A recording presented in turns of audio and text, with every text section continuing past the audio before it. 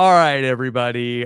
We are in for a treat here today because we are blessed to have back with us to talk about what's going on here at the final eight, of course, an honest to goodness Survivor winner from Survivor Millennials versus Gen X. And then that winner went to war in season 40. He is an expert in all things reality TV. Please welcome back the great Adam Klein. Thank you, Rob. How are you? I'm very good. I'm very Yes. good. I'm going Harrowing to a concert afternoon. tonight. Let me just tell the listeners, my internet went out about 30 minutes before we were supposed to do this originally, and I had like the whole operation packed up, Adam, to go to a second location. Wegmans, watch out. But you And didn't need it, right? No, the internet came back on. Good. Right. I had like my car keys in my hand. Also, my wife had said, oh, by the way, you need to stop at the gas. You have no gas in the car. And I was like, oh my God. I had everything packed up, but luckily the Survivor gods saw fit that the internet came back on, and we have a back in where I'm supposed to be talking to the guy I'm supposed to be talking to. Well, I'm glad it worked out, and we're here. We're here. I was just, I normally am very confident coming into these podcasts, but I'm a little nervous for this one because this is a tough season to pick apart and figure out and dissect. And so I hope I'm gonna be able to live up to your expectations here today. No, it's gonna be great. Tell me, you said you have a concert coming up tonight. Yep, I'm going to see Louis Capaldi. I haven't been to a concert in probably LC 10 years or something. I don't know. Yeah. Okay. All right. And are you pumped up? Yeah, I'm excited. It'll be fun. I'm obviously going with my fiance Kaylee, and then my dad and his wife are going to go as well. So we'll go to dinner before. It'll be nice. Okay. No, I don't think we've given you a proper congratulations on the podcast after the engagement of you and Kaylee. Yeah, so we spoke in December, and then I think that you had said that you were going to get engaged, right? I don't remember when exactly we talked, but if I hadn't proposed yet, I certainly would not have. You didn't say on the podcast. Maybe I think privately. Right. Because it was a big secret. Yeah, sure. Yeah. May I ask, how'd you make the big move? Yeah. So, Kaylee, I love surprises, and she had always wanted to go paragliding. And so I found a paragliding place, was able to get in touch with like the owner through a friend, and set it up where on our dating anniversary, which also was my mom's birthday, which also was the day that I met Kaylee. It's like so many aspects of my life are like connected in all these crazy ways. But it was December 4th. So for under the guise of like, we're celebrating our dating anniversary, I had some things planned for that. But leading up to the week, I'd been really busy, like with casting sessions and stuff like that. So I let her know that I don't really have anything planned. Like, let's plan something together. So we came up with, okay, let's do an escape room in the morning. And then I looked up some museums that we could go to or whatever. So we kind of planned out a day. And then we did the escape room. That was real. And then from there, the plans were all fake. So instead of going to the museum, as a survivor, you expert in the fake plan also. Yes. The real plan and the fake plan. Yes. So we had all the fake plans. She thought we were going. I said we were going to go to the Air and Space Museum and do a flight simulator. Yeah. And so we instead rock up to this glider port. And that's the surprise, right? She thinks that's the surprise, that instead of going to a flight simulator, we're going to actually go paragliding. Like that's, she loves surprises. So it's not that crazy that I would surprise her on our anniversary or whatever. So, but what she didn't expect was the surprise on top of the surprise where when we were landing with the paragliding on the beach,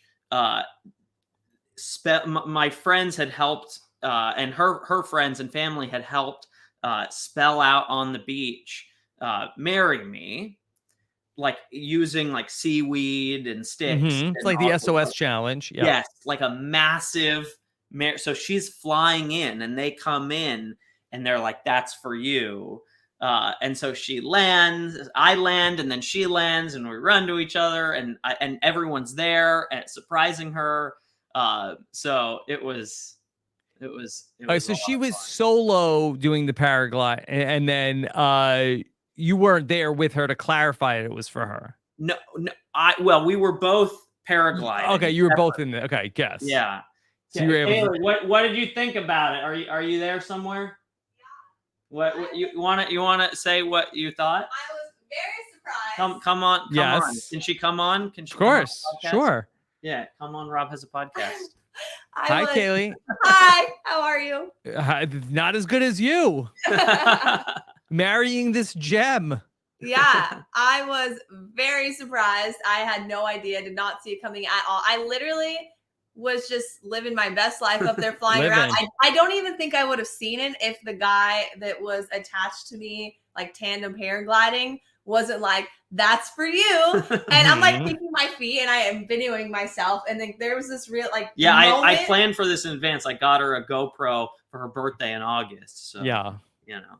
There was this moment where I'm just like flying around smiling. And then when he says, "That's for you," like the realization of me seeing the ground, like the giant marry me, I was like in shock. And I immediately started crying and I was like freaking out. It was the best. Good blindside. Great blindside. Okay. And you didn't think about doing the bit where you like give her the ring, but then pretend to drop it. Like you get like a fake ring and you drop it in the ocean. I didn't. No, my kids watch a lot of AFV, and that's a crowd pleaser.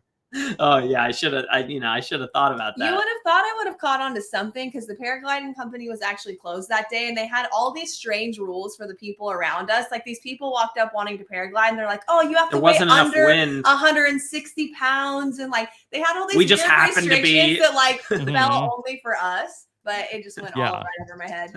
Okay. All right. Well, incredible job, Adam. Thank you. Congratulations to you too. Thank you. And can't wait to hear more about the wedding details. Yeah, we're trying to figure that out right now. Trying to plan. We're a little bit, well, I don't know. Okay. We're really behind. Sometime next year. Year. No Survivor themed wedding. I don't know. What do you think? Should we? Kaylee, would you like that? Ask Jeff Probst to officiate. If it's cold outside, we're definitely going to need to be surrounded by torches. Okay. That'd be cool. Yeah. That'd be cool. Yeah. All right, as long as they don't go out like during the wedding. Okay. All right. Well, this was great. TBD. Thank you. All right. Well, keep everybody posted on that. All right. Well, let's talk some Survivor 44. And, here we are, Adam. And, it's been interesting because we all we're like, hey, what is going on here? But suddenly we've had 3 episodes in a row that are kind of like normal votes. Finally. I'm glad we timed me coming on. Is this the new era or what, you cowards? Yeah. I'm really glad we timed the podcast right, so I wouldn't have to whinge the whole time. I mean, I'm probably gonna, as I do, I'm probably gonna still whinge a little bit. Sure. But if you had me on earlier in the season, I've seen your tweets. Oh my God, I've just been so frustrated. No disrespect to this cast at all. I think this cast is fantastic, but they just haven't been given room to play for much of the season, right? Yeah. Finally, we're letting them play a little bit. And thank goodness. No more do or die. I heard that on Jeff Probst's podcast. That's done. Hourglass is done. Good. So we're making some progress here. Have you been listening to On Fire with Jeff Probst, the official Survivor podcast? I have. I got a shout out on the last one. Yes. Asking about the podium idol. Come on, they got are people really gonna tear apart the set? They gotta put one out there. It's so much fun. Australian Survivor's done it. Survivor South Africa's done it. I think it's Hmm. Yeah. I mean, do they think that there's going to be just like an open idol hunt for like people just ripping apart the tribal council set? no. I mean, is that a realistic fear, or is that like, are people really going to go Gonna and ransack at tribal best, council? at most, they're gonna, jiggle something a little bit like I did, but I don't think they're gonna start like grabbing a whole bunch of things. I mean, maybe. I guess if those chess pieces were not nailed down to the ground, I guess Hmm. I wouldn't be surprised unless they told them specifically not to, if some people were grabbing some of those things. If nothing else, just as cool souvenirs, Hmm. Yeah. Okay. Well, we'll see if People on they ever go Survivor back. love their souvenirs. They That is love the big souvenirs, but thing. you don't get any souvenirs anymore, right? Well, yeah, I hear that they are taking their They send idols everything to away Ghost from them. Island. Yeah, that's sad. That's too bad. But Did maybe it helps so that don't make any stupid mistakes at the final five where you think, oh, well, I'm just not going to play this and save it as a souvenir. Like that's out the window anyway. Mhm. So you might as well play your idols when you have them. You might as well. Did you get away from Winners at War with any props?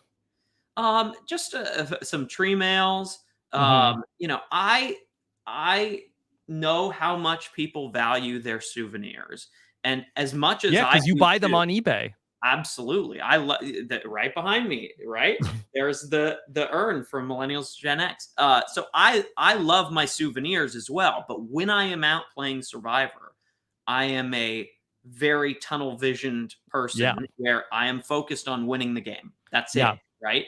And so because people really like their souvenirs, their tree mails, their beads, their whatevers, uh, if you compete for those things, it's people aren't going to vote you out because of it, but like it's not going to help you, right? Mhm. And so you got to think about what your purpose is, and if you can let somebody else take a tree mail or a bead or whatever, and you gain a little favor or whatever, like whatever edge I can get in the context of the As game. long as it's not the edge of extinction. Not that. You see the shirt I'm wearing? Was it I survived the edge of extinction? Yeah, Sunday made these. And yeah, so when I wear it, I get to think of her. And she said, you fill in whatever you survived. And this Yeah. was around season 40 when she made these. And Yes. I jokingly was like, well, I Survived the survived edge. the edge. Sure.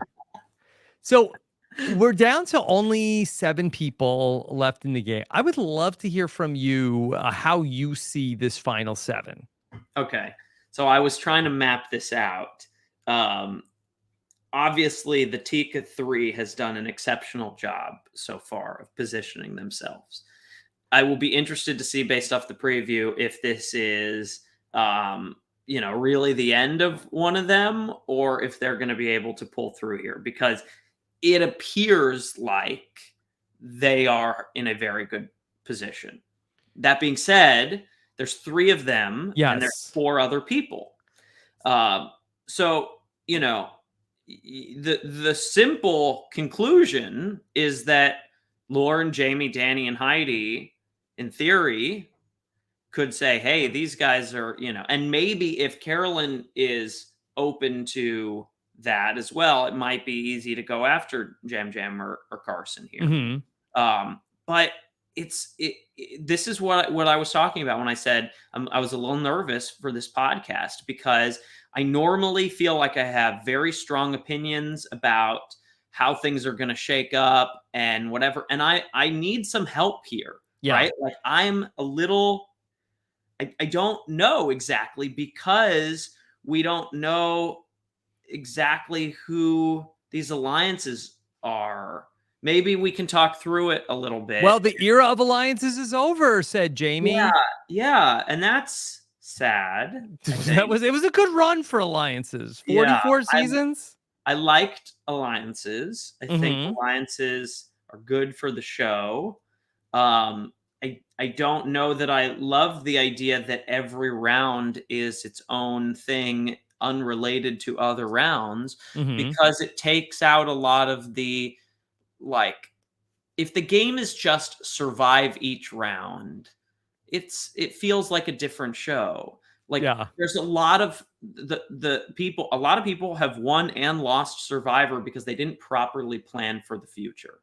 And Mhm. so if you're not being punished for that anymore, it's a different game. Do we agree that alliances are dead, or is this just another? Because I remember in Millennials Gen X, the idea of this trust clusters thing Yes. was a facade, right? We wanted to hide the fact that there were alliances, Yeah. right? Is that what's happening I here? don't know. I don't think so because I feel like that, it's interesting that Jamie said the era of alliances is over because had Danny not played his idol on Franny, like the Ratu tribe alliance may well have pagonged the other people in the game. Like that is like an outcome that may have happened in this season. Like there was a non-zero chance And Ratu, so far, the Tika alliance yeah, has done well and is a real yes. alliance and has made sure that it's not them going home. So there are some alliances at the very least in this game. Yes. Also, can I give you another take? I don't think that has been said yet in Survivor 44. Soka Tribe Even on it your was, podcast? yeah, Soka Tribe was bad. Soka Tribe turned out to be a circular firing squad. Soka could not Okay. wait to like vote each other out.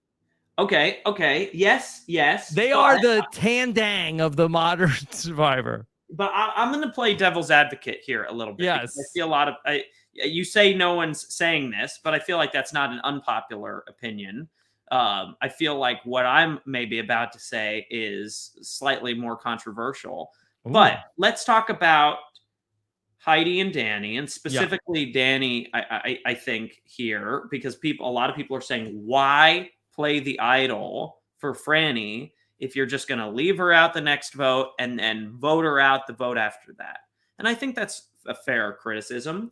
But if we believe that there are no alliances, then like people are going to want to even things out constantly as much as possible, right? Mhm. And so if you now next week, right, we're worried about Carson and Jam Jam potentially because now they're the three that have the most numbers of any of the tribes. And so if you know that that's going to continue to happen, these tribes are going to be sort of evened out. If you get too many numbers, like Ratu was too threatening and they got cut down. Mhm. If you know that's going to happen anyway, does it maybe not make some sense to be the one guiding it so that when the target hits somebody on your tribe, it's not you, and now it's only Heidi and Danny, and Heidi even voted for Danny, so they're not that threatening Mhm. as much as they were if they stayed true to Franny. Yeah. And, right, they would be So- way more threatening, and maybe Danny would be the first target. This is actually interesting. And this kind of ties back to the last conversation that you and I were having during Survivor 43, Right. where Carla was targeting Cassidy. And we talked about how, like, hey, well, if you have a pair, like, does it make any sense to target your number one ally? And we kind of said, like, well, in some ways it does, because now, Maybe. like, you Right. are where we saw then, like, Jesse go after Cody, and people, like, went after their tight allies at a certain point. So that does... Yeah, Yes. sorry, go ahead. So finish. Yeah, like, so, like, as you sort of like get further into the merge, like if you're in a group of 3, does it make sense to target people in your own group of 3? And then as you get closer to the end, does it make sense to target your person in a duo? Yeah, I mean, I think it's a reasonable thought, right? And here's where I think the most powerful alliance could come into play in the game. And maybe some version of this is happening that we just don't really see, because I know I certainly was trying to do it with like Michelle and Winners at War. But this idea that your most powerful ally could be on the other side, right? Yeah. If you're, let's say Danny's real alliance is Jamie. I don't know. I'm making this up. Like, obviously I don't think that's the case, but like, and then we just make sure that when our group throws an arrow, it hits somebody other than the person that I'm working with on the other side. I think there's some real opportunity to do some things like Yeah. that in the This new is very era. like Big Brothery. Yeah, kind of. I mean, Yeah. are people that sophisticated on not on Big Brother US at least? Yeah. Maybe they used to be. Yeah. But and I think that what we're talking about is very interesting. However, but Uh-oh. I don't think that this is what Danny is doing. No, I agree with you. I agree with you. I think that there's potential for this, right? Like in a future season, I would love to see what I attempted to do with Michelle happen on a season of Survivor, where the game is won from the inside out. And what I mean by that is the alliances are just a facade for the real alliance. Yeah.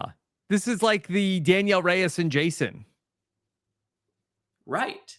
Like if you can team up with somebody who's supposed to be against you and control the different factions, share information. Yeah. Now the trust has to be there, right? That's the hardest part is how do you, but if you can find somebody that you can secretly connect with that is not from your original tribe and make this sort of really like to the death agreement, it could be really, really powerful. Do you think that the right move for Jam Jam and Carson now is to target Carolyn? No, I don't. Why don't I? Because I think they would lose that battle. I think that if Carolyn wants to get one of them out, it would be more simple than, because what are they just going to put a unanimous vote on Carolyn? Like that's not happening. And nobody knows she has the idol. Also, that's the other part of this, where they can target. Even if the idol was out of the equation. I mean, those three have played really well. Carson, it feels like, has been playing this game on like easy mode almost. Like he knows all the puzzles, which is very impressive. Like, I mean, everyone's looking at Danny and Franny as these big comp-piece threats, but if there's a puzzle on the challenge, like Carson's winning it, right? Yeah. I mean, he knows all of them. He's printed all of them. Yeah. And he has been, correct me if I'm wrong, but on the right side of like every vote, knows exactly sort of where everybody is. And Jam Jam as well. They have maneuvered themselves really interestingly, whereby and with Carolyn, by dividing themselves early on in the merge, maybe intentionally, I think intentionally, they have sort of done a version of what I'm talking about, where they don't appear to be together, but are actually secretly really working together. It's maybe not as good of a secret because they all come from the original tribe, right? Like at a certain point, you have to sort of like think about that and be like, okay, there's still 3 people left from original Tika. Like, might they be working together? So it probably isn't capable of being hidden perfectly. But you know, I think they've done a really good job of making it seem like they aren't totally in lockstep when, at least up until this vote, they have been. Do you think that they are in lockstep coming out of this vote? Yeah, I mean, the show wants us to believe that they are not, that Carolyn's going to be pissed here. I don't know. I believe that they are in disarray after this vote. I do really believe that. Carolyn, from going back to pre-merge with the Sarah vote, we saw what happened when Jam Jam, like people can't tell Carolyn what to do. If you tell Carolyn what to do, if you don't take her seriously, I feel like that is like a red line for her. And I think that for not only for Jam Jam to disregard and not tell her the plan, but also for Carson, I think that she is going to be hot Okay, so we have an interesting new development with Carolyn in this last episode. Franny's no longer there, Yeah. obviously, but this sort of moms group of it was, Karen and Lauren at least may have a pretty good relationship coming Well, out of Lauren this. lied to Carolyn too. Like, I think that Carolyn might have felt that, but they all lied to her. Lauren also voted for right. Who did? Oh, it was only Franny. It was only Franny. Franny and Carolyn were left Right. completely out of You're this right. vote. Well, Heidi was willing to vote for Danny. Mhm. So Heidi is the only one that they lied to Heidi.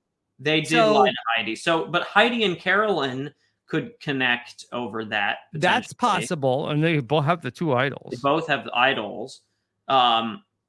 I also want to say, I know this episode may not have been the best for Heidi, but I feel like Heidi,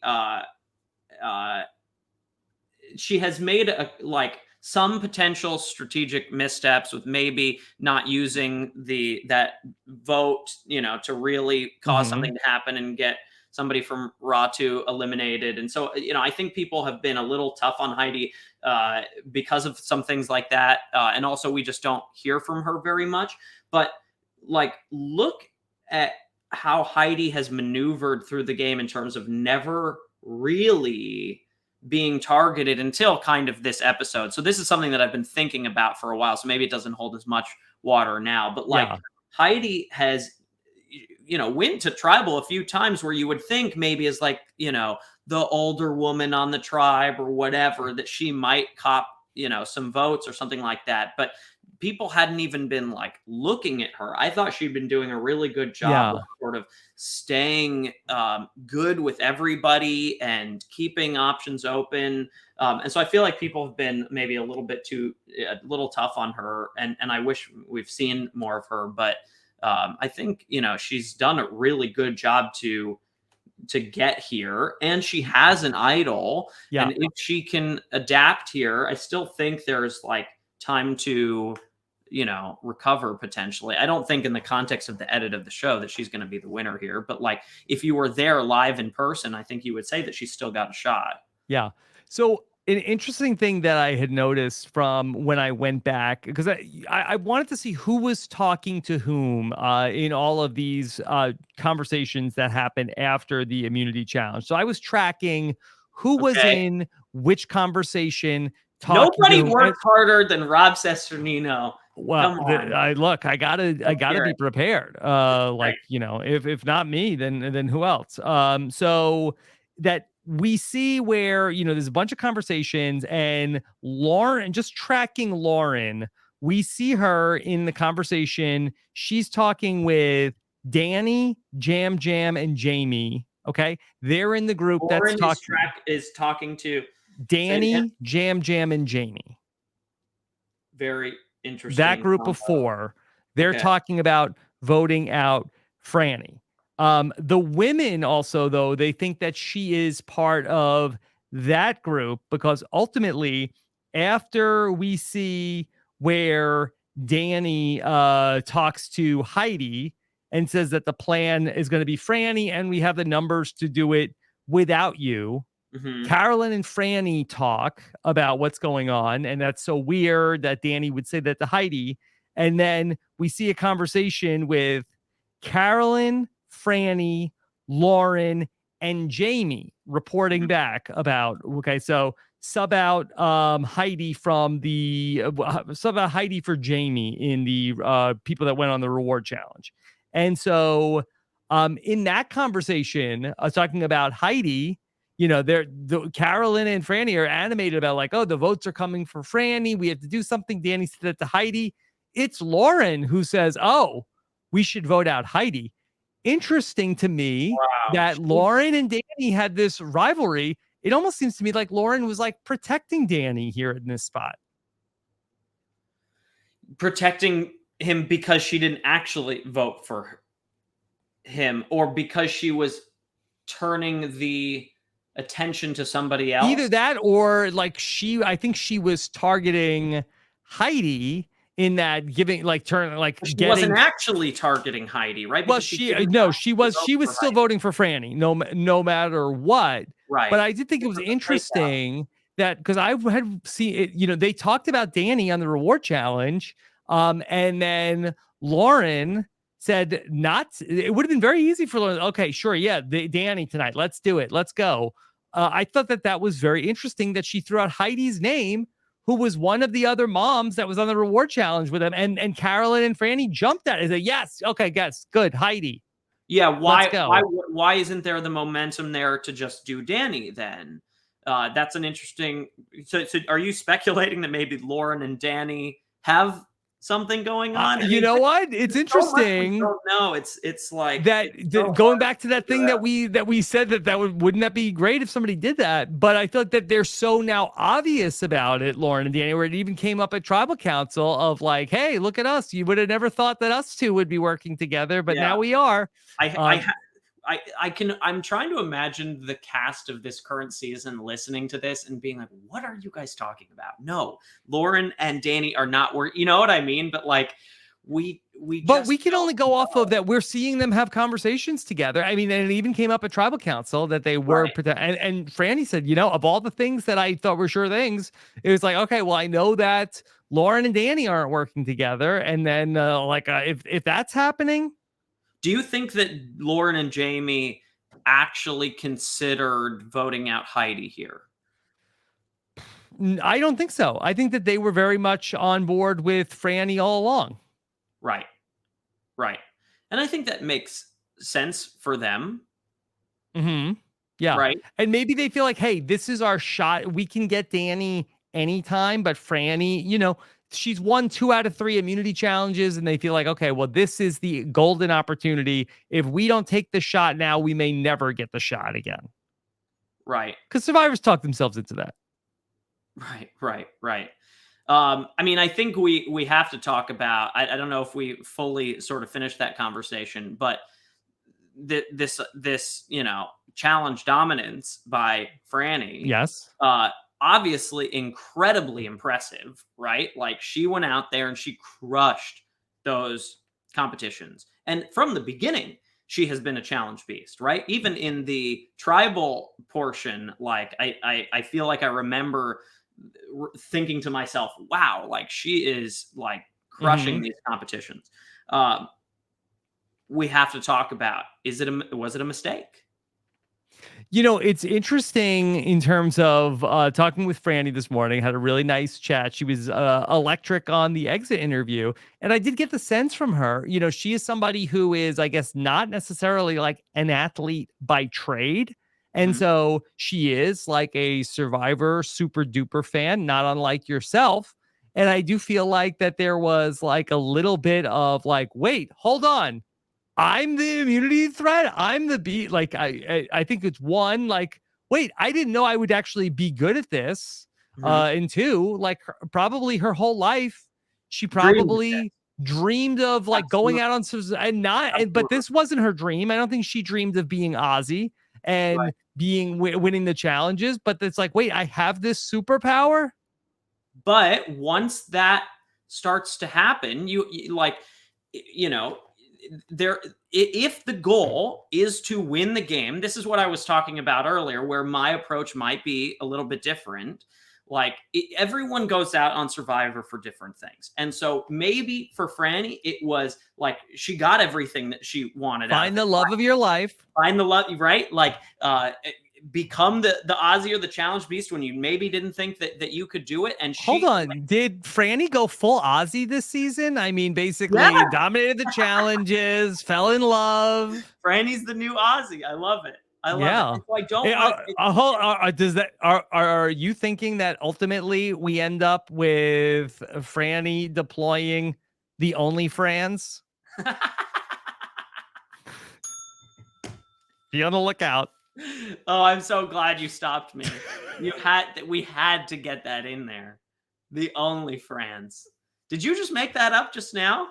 I haven't seen it elsewhere. Come on. Yeah. Somebody get full this guy Ozzy trajectory. Oh my God. Yeah, I feel like we should just end the podcast there. Good night, everybody. Make the hashtag for the episode, OnlyFans. Only friends. We're done here. Yep. You know. And it's just pictures of like her and Matt like eating Ethiopian food, holding hands, going on a road trip, making eyes on each other from the jury. Oh, Matt was so proud of her. Every time she walked in with like immunity, that is how you want somebody to look at you. That is that they are just so sweet together. God, I hope they have so many little survivor babies. Yep. Okay. Not like people had babies back when you used to see showmances, right? Oh, okay. We shouldn't go there. Okay. All right. All right, go on. I'm sorry. I interrupted you. I'm sorry. Okay. So I don't want to take anything away from this. And I want to acknowledge that like what she did is incredibly impressive.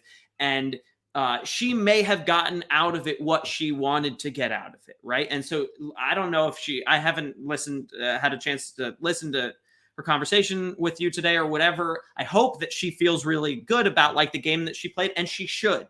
But I'm going to talk about it from the perspective of if we are trying to maximize the win equity, if that's the only thing that we're looking at here, forget winning challenges and making your survivor dreams come true or checking the boxes or whatever it is. If the goal is to win the game, did she do herself favors by pushing herself as far as she did to win some of these challenges?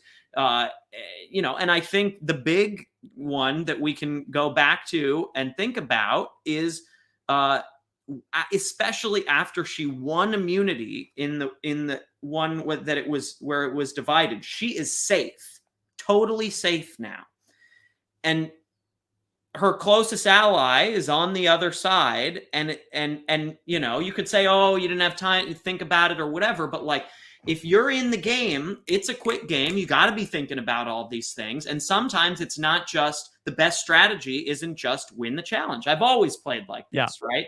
Like I look at a challenge and I think, who is the target tonight, right? Who are we trying to get rid of?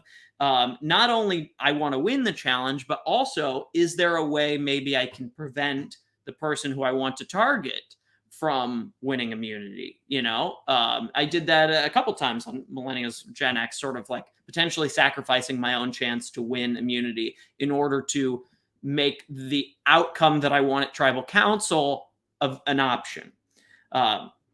And so by continuing to outlast the entirety of the rest of the other group, she does put her closest ally in danger there.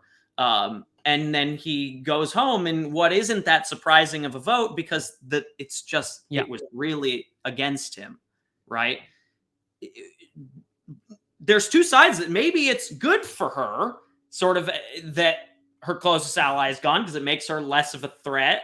And maybe there was some benefit to this, but clearly she was seen as a big threat anyway. Yeah. Right. So what do we think that maybe she'd still be in the game if that decision had been different? I think you're making a lot of sense. And I think that this really gives us a unified theory of Survivor in the new era. And we really look at it mostly from the perspective of making the big moves of, oh, okay, you just knocked out Cody with this impressive move, or you just used, you had this master stroke to end up taking away the idol or the knowledge is power from Drea, and now you have to go. Players make big strategic moves, and then they have to go home because they're such a threat. The worst thing a Survivor player can do in the new era is stand out for any aspect of the game. And by winning these challenges, this was probably just as damaging as if Franny had played idols at 3 tribal councils in a row, where if she's winning these challenges, she's standing out. Everybody's looking at her and everybody's thinking we can't win if Franny is here, so she has to go. And that's basically Survivor in the new era. Do anything, go directly home. But I think that the counter argument to that is that if she had made a strategic decision to throw that challenge once she had immunity for herself, it is a hidden massive move that she can take credit for. Oh, that's how you have to operate. And the only way to make big moves in the new era is to make small moves, which is antithetical to what Jeff said at Tribal Council. But I think I would call that a big move. Like I would call but it wouldn't have been a big splash. Like I guess it's sort of like it would be like a incredible dive into the water that doesn't make any sort of a splash. It's the kind of big move that unless you're really paying attention, you don't notice. Yeah, it feels like we've seen a lot of those from Carson this season. Yes. He has not ever been talked about as a big threat, but he has made 3D puzzles. You can say at the end of the game, I knew what was going to happen when Danny played the idol on Franny, right? Mm-hmm. Like him and Jam Jam were in on that, right? Yes. I was aware, so he, I think that's it'll be interesting to see if he becomes a big threat. But so far, he has a lot of things on his resume that aren't really splashy, right? Yeah. And at the point that he becomes a big threat, he'll go home. And I think he also, has Jam Jam as a bit of a shield as well, because people see they're in lockstep and they're working really well together. And Jam Jam has been playing fantastic too. But I think that Jam Jam is a bigger target than Carson for whatever reason, maybe because his personality is so great and he's so funny and so likable that maybe, he's seen as a bigger threat for that reason. Mm-hmm. Or would you agree that if they're going to vote out one of them, that maybe it's Jam Jam over Carson? At least it used to be. Maybe after Carson just won immunity, maybe Carson needs to watch himself, because he has had 2 times in a row where he has really just aced the puzzle. And I don't think anybody minded, because he did it to he slayed the dragon in Franny. So I think that might have been a little bit of a distraction of everybody being so relieved. Wins again, he will get seen as I agree. I think he needs to continue to pull back. Do you think, Adam, okay, and I don't know if people are talking about this, was Carson so far ahead in the puzzle that he messed around with his one piece so that he did, as somebody who does seem to be managing his threat level, did he just mess around with the puzzle? Where do you believe? Yeah, I don't think so, because I didn't see him looking around at everybody else's. And I don't think you do that unless you know that you're way ahead. Mm-hmm. Was Jeff saying Carson's? He did say, actually. He did. He got close to one piece. I think I saw a theory that somebody had said, and I don't remember where I read this, so apologies, about did Carson try to let Franny get ahead of him so that Franny would win the challenge? Who did Carson vote for? Carson voted for Franny. Okay. But he was what? Why would that? Well, he was also he was between Franny and Jamie. But it's interesting in the and just to go back to tracking these conversations, Carson, in his conversations with Jam Jam, it was always, do we vote out Franny or Jamie? Danny was never a consideration for Carson and Jam Jam. Mm-hmm. Of the 3 names that were floating around, that was, and Heidi also. Danny, those guys are working with Danny. Yeah, and Danny plays an idol in a big way and isn't really being talked about as this massive threat. What is going on with that? Carolyn didn't forget about him. For sure, but she doesn't want him out because he's such a big threat necessarily. She wants him out in part because I think she doesn't really like him very much. She doesn't like him. She did not forget about when he ignored her and didn't take her seriously. So there's 2 things that could be happening here, or more, but let's start with 2. Yeah. that Danny could be doing just a really good job of making people feel like he's protecting them. Um, or we know that Carolyn doesn't really like him very much. Do some of these people think that Danny is beatable at the end? Because if you, I think us watching the show, like when Xander was playing or whatever, like a lot of the audience was like, "Oh my god, if Xander makes it to the end, like he's gonna win." But it turns out that that wasn't really the case, right? It is and if you are the immunity, if you are an immunity winner, like someone who can win immunities, like Ken was on Millennials versus Gen X, if you have somebody like that on your side and you think you beat them at the end, that's a good person to have around to keep immunity out of other people's hands.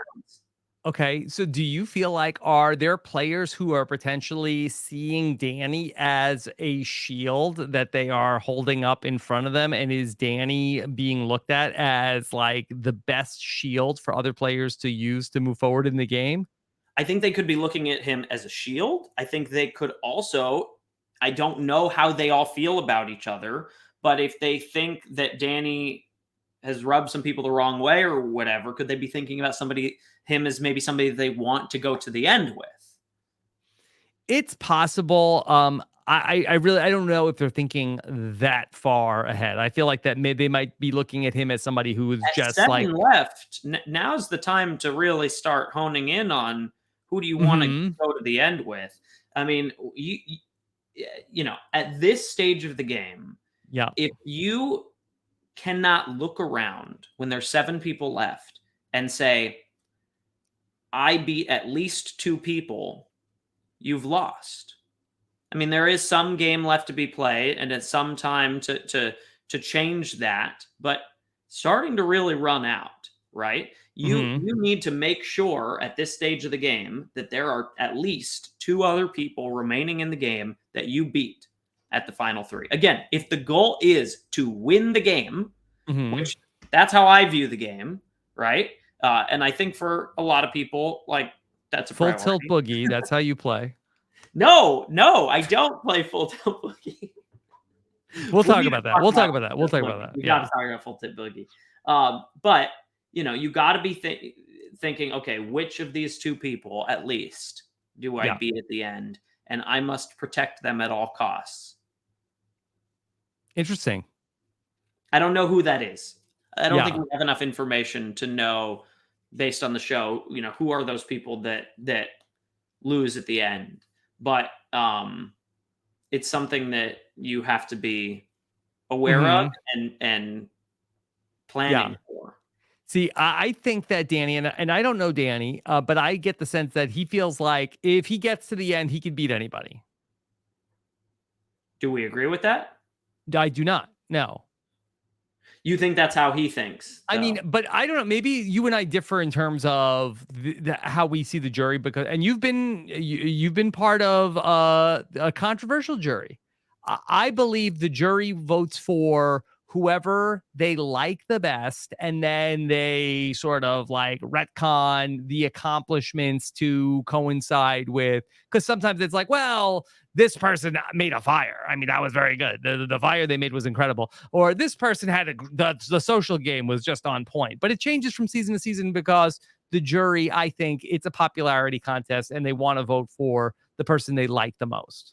Yeah, I don't know that I would put it in terms of that they like the most, but that, how would I say this? The person that makes their experience the most palatable. I don't know. So and liking them is a big part of that.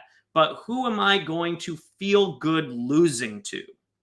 That I think is a big thing, because if, let's say, I had the option to eliminate somebody and I chose not to, and that's the only reason that they are still in the game,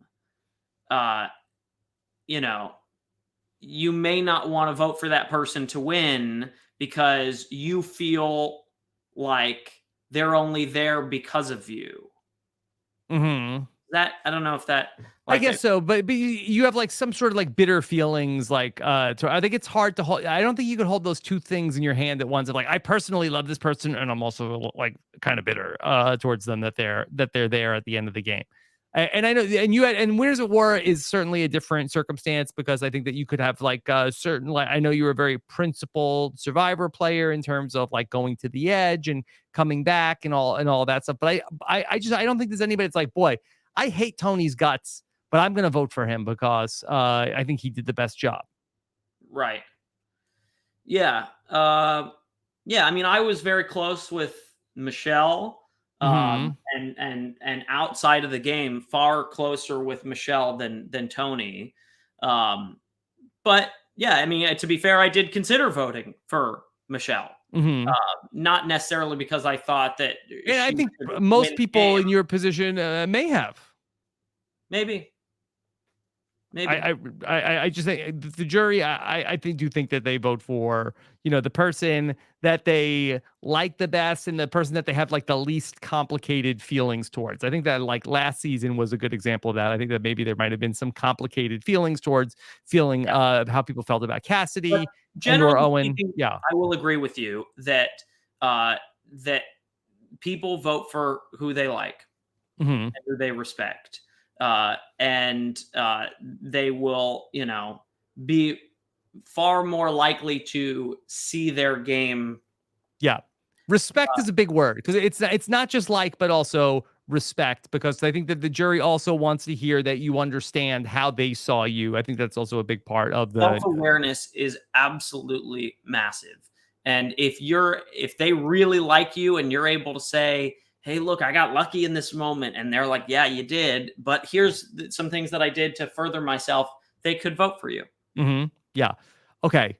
So I want to ask you a little bit about Carolyn. I don't know. Did we finish addressing what I think we got sidetracked with the jury talk with talking about who Danny can beat. But I'd love to talk about Carolyn a little bit because I am really interested to know about what you think Carolyn's reaction will be to having been lied to by Jam and Carson at the last vote, and how you think that reaction will play with the other 6 people left in the game. Because I think that this is fascinating going into next week. I get why you're speculating that Carson and Jam are in trouble, because it does appear like Carolyn could be in trouble. I don't see that. How does that?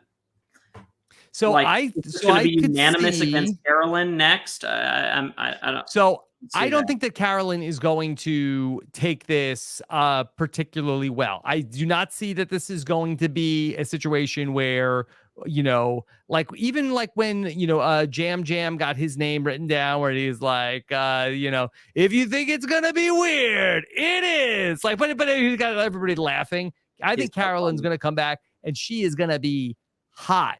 We've seen her in this season where in confessionals, like she tells us, she's like, I am done with this person. She, I think, will potentially, turn away from them. And if Jam and Carson feel like, hey, that bridge is officially burned with Carolyn, we can't do anything. I feel like unless Carolyn is just going to now go around and then rally the troops against Jam and Carson at this point, which is an outcome that could happen. I think I have a little bit more faith in Jam and Carson saying, hey, let's take the easy vote against Carolyn. That being said, she has an idol, which I think she will potentially play successfully. If you are the rest of the group and you see Tika fracturing 2 against 1, wouldn't it make more sense to align with the 1? It might, but I feel like that Jam and Carson have the better ties with the other people that are left. You're right, but certainly Danny. Definitely Danny. But now who is Danny with? Okay, so let's say Danny, Carson, and Jam are together. Yep. And I think Heidi would be maybe More on easier the for Carolyn. She gave her Heidi's the gonna note. be more on the Carolyn side because now Danny and Heidi are probably going to be on opposite And sides. I think Jamie and Lauren are going to swing this next vote. Which is what we saw in the preview. Mm-hmm. Right. We saw them in the preview saying we have the power here.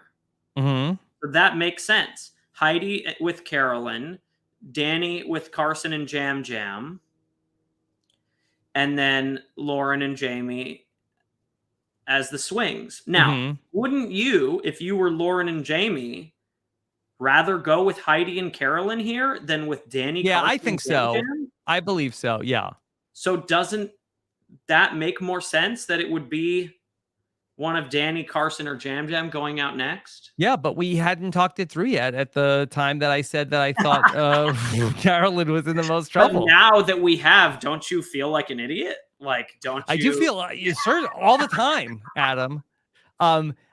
So I also just wonder in terms of like having like a negative reaction versus taking it well. Like in the new era, I find myself having to be so much more of like, okay, well, what is the counterintuitive response of I kind of feel like if Carolyn comes back and just has like a whole episode of like, that's it, screw you guys. Like, I feel like in classic Survivors, I'm like, oh, that's not the right way to handle it.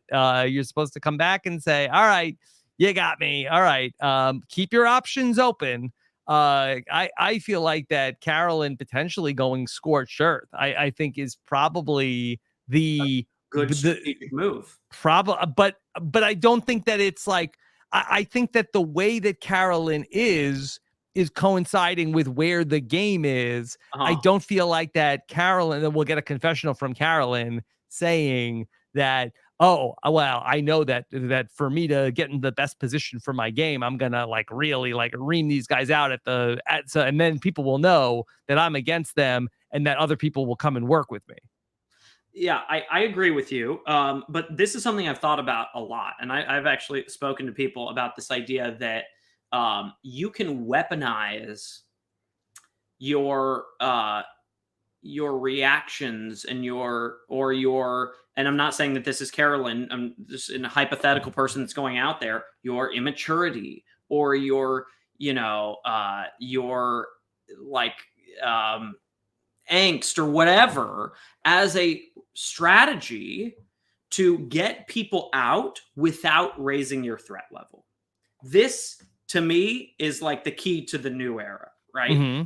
How do you eliminate people? How do you put targets on people's back? How do you successfully dictate votes without becoming a strategic threat? You do it by being outwardly doing it for emotional or reactive reasons, right? Yeah. If you can say, I want to vote this person out because I don't like them, and they successfully go out, does the target go on you next time for being a strategic mastermind? Probably not, right? They're like, oh, we actually used that person's anger or whatever to make it not be us. This was my move, right? But then when you get to the end of the game and you're the person who was saying, let's go for this person because I don't like them, if you were doing it consciously, you could win the game. Because then you could say, look, I weaponized that. I wasn't really that mad at Jam Jam or Carson, but I knew that if you guys thought that I was, you wouldn't think that it was a strategic move. And I would be able to successfully make the move and not get on anybody's radar. Yeah. That's a winning argument in the new era. It is. I really do believe that authenticity is a superpower in the new era of Survivor. And also, I mean, potentially in the real world also. I think that it could be a little bit of I don't want to like go too deep here, but why not? I do think that Survivor being a little bit of a microcosm of the real world, that I feel like authenticity and like genuine like feeling and emotion, I think reads as true in a game where there is so much deception. And I think that sort of like the Survivor book is for 20 years was so much like, oh, okay, pretend to be this, like just be like very like professional with everybody and be nice and do all of these things. And that in this new era, just come out and just be like a huge, larger than life personality, which is very hard to like pretend to be, have like genuine, authentic emotions that people can see and react to, and that people are much more likely to be trusting you.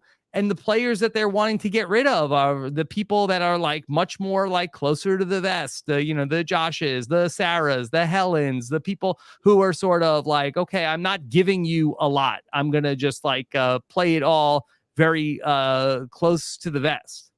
We're saying similar things here, But but I not guess exactly. I'm saying something slightly different, which is that you can intentionally invoke this strategy. You're Yes. saying it's to your benefit if you're authentically, like this Yes. way. What I'm Yes. saying is if you have a little bit of that in you, let it out Yes. on purpose, because you can dictate votes without getting heat. Yeah. And I think that probably the person who I think is doing what you're saying more is Jam Jam, who I think is like a little bit more in able to sort of like, okay, this is like the what I'm putting out there. And I think that Carolyn is 100% authentically Carolyn. I would agree with that. Yeah. And it's interesting that both of them But I'd have love done to very see well. somebody win this game by weaponizing their emotionality, right? Mhm. By doing it on purpose, especially if Carolyn wins this season, which I think looks pretty. She's in a good spot, I think. How much win equity for Carolyn? 20%? From the show that's being told, I don't Yeah. like it's high. Like this season in many ways like has been told from her point of view. I would not be surprised at all to see Carolyn win this season. Yeah. I mean, I think when you look at like who can win, and I know there are people out there that don't really like this edit thing or whatever, but like, yeah. But are you even watching the show? Heidi, Lauren, Jamie aren't winning based on the edit of the show that the only thing I watching, will say right? caveat is Erica and Gabler send their regards. Yeah, but didn't we get a sense of Erica before the final 7? Maybe? I think that post Shan going out, I do think that Erica had some stuff. So I don't know. But it does feel like that this is going to be one of the Tika's season. But the interesting thing is that we have 3 of them. It's almost like that in the past. I feel like that we have like this one person. Oh, it's definitely this person's definitely winning based on the edit. But this season we kind of have like 3 people that it potentially could be. Yeah, I agree with that. And then the field, and maybe there's like the and option D is like the out of left field. Right. I mean, could it be Heidi? Like I just think Lauren and Jamie Lauren has gotten like no strategic screen time, right? Mm-hmm. They have not shown her thought process. And she's doing some interesting things, as we mentioned. Right. So if she were the winner, you could make the argument like with Erica that she was intentionally staying under the radar, and the show told that story, right? Mm-hmm. The lion to the lamb thing. The narrative was there from the beginning, but the narrative was I'm going to be in the shadows, right? And so narratively, we didn't see her, but there was a reason why we didn't see her. That was the narrative. I do kind of like the theory. Same thing, hiding in plain sight. The narrative for why we're not seeing him as much was there. What is the narrative for Lauren, Jamie, or Heidi? Mm-hmm. I do kind of like the theory that in the new era, they've kind of like told the story like as it would have been to experience it, where like Erica was not really a factor until ultimately like she kind of emerged at the end. Same thing with Gabler, who was hiding in plain sight, was sort of like a bigger character in the pre-merge, and then all of a sudden like popped up. And Marianne was omnipresent, but not really considered to be one of the strategic threats until she got very close to the end. So from that perspective, I feel like that the edit kind of matched the experience of the players, but I don't think that would necessarily be true of Lauren if we were going to talk about her as the winner of this season. Right. If Lauren won, we would have seen a narrative start to form of why she, in theory, could win. And I just don't think that the edit has provided that. Agreed, for sure.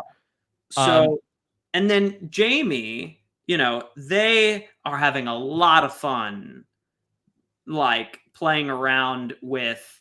I mean, poor Jamie. Like, she has no way of knowing, right, that this idol wasn't real, and so many of these like things that the internet or the editors are sort of dunking on her for all stem from that. Yeah. I mean, not everything, but like that set up this idea that she's so excited and really wrong, and she's so certain about something and really wrong. And I think maybe some of the reason we've seen some of the other moments where that has been true is because, again, that is her narrative, that from that first thing of the idol being fake was sort of handed to the producers on a silver platter, and they can't not go with that.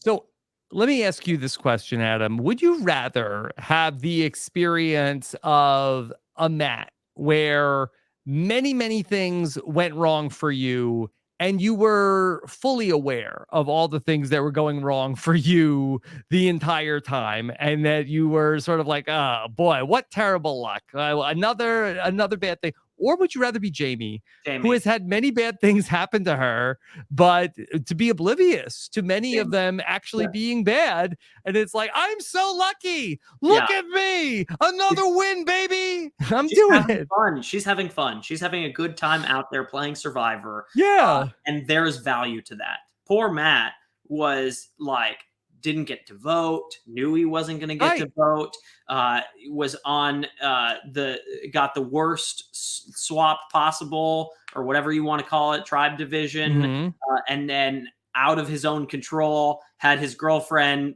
like win the challenge and put him into, which you want to be happy for her, but I would have I would be like, what are you doing? Come on, like, why? Like, drop.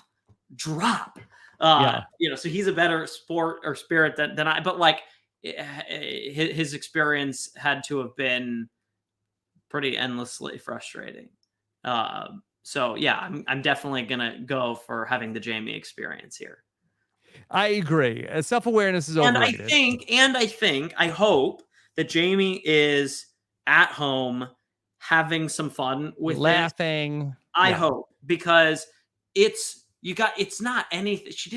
She's not an idiot. You know what I mean? Like, it's just the situation she found herself in. And at a certain point, you got to throw up your hands and just be like, it is kind of funny, right? I hope that she can step out of this and see it that way and enjoy it because she's coming across well, in the sense that, like, even if she's not coming across as like the brilliant strategist of the season, she's coming across well in the sense that, like, she's fun and having fun and has a great energy and a great attitude, and that is also being highlighted by the show, in addition to the fact that, like, she always is kind of wrong.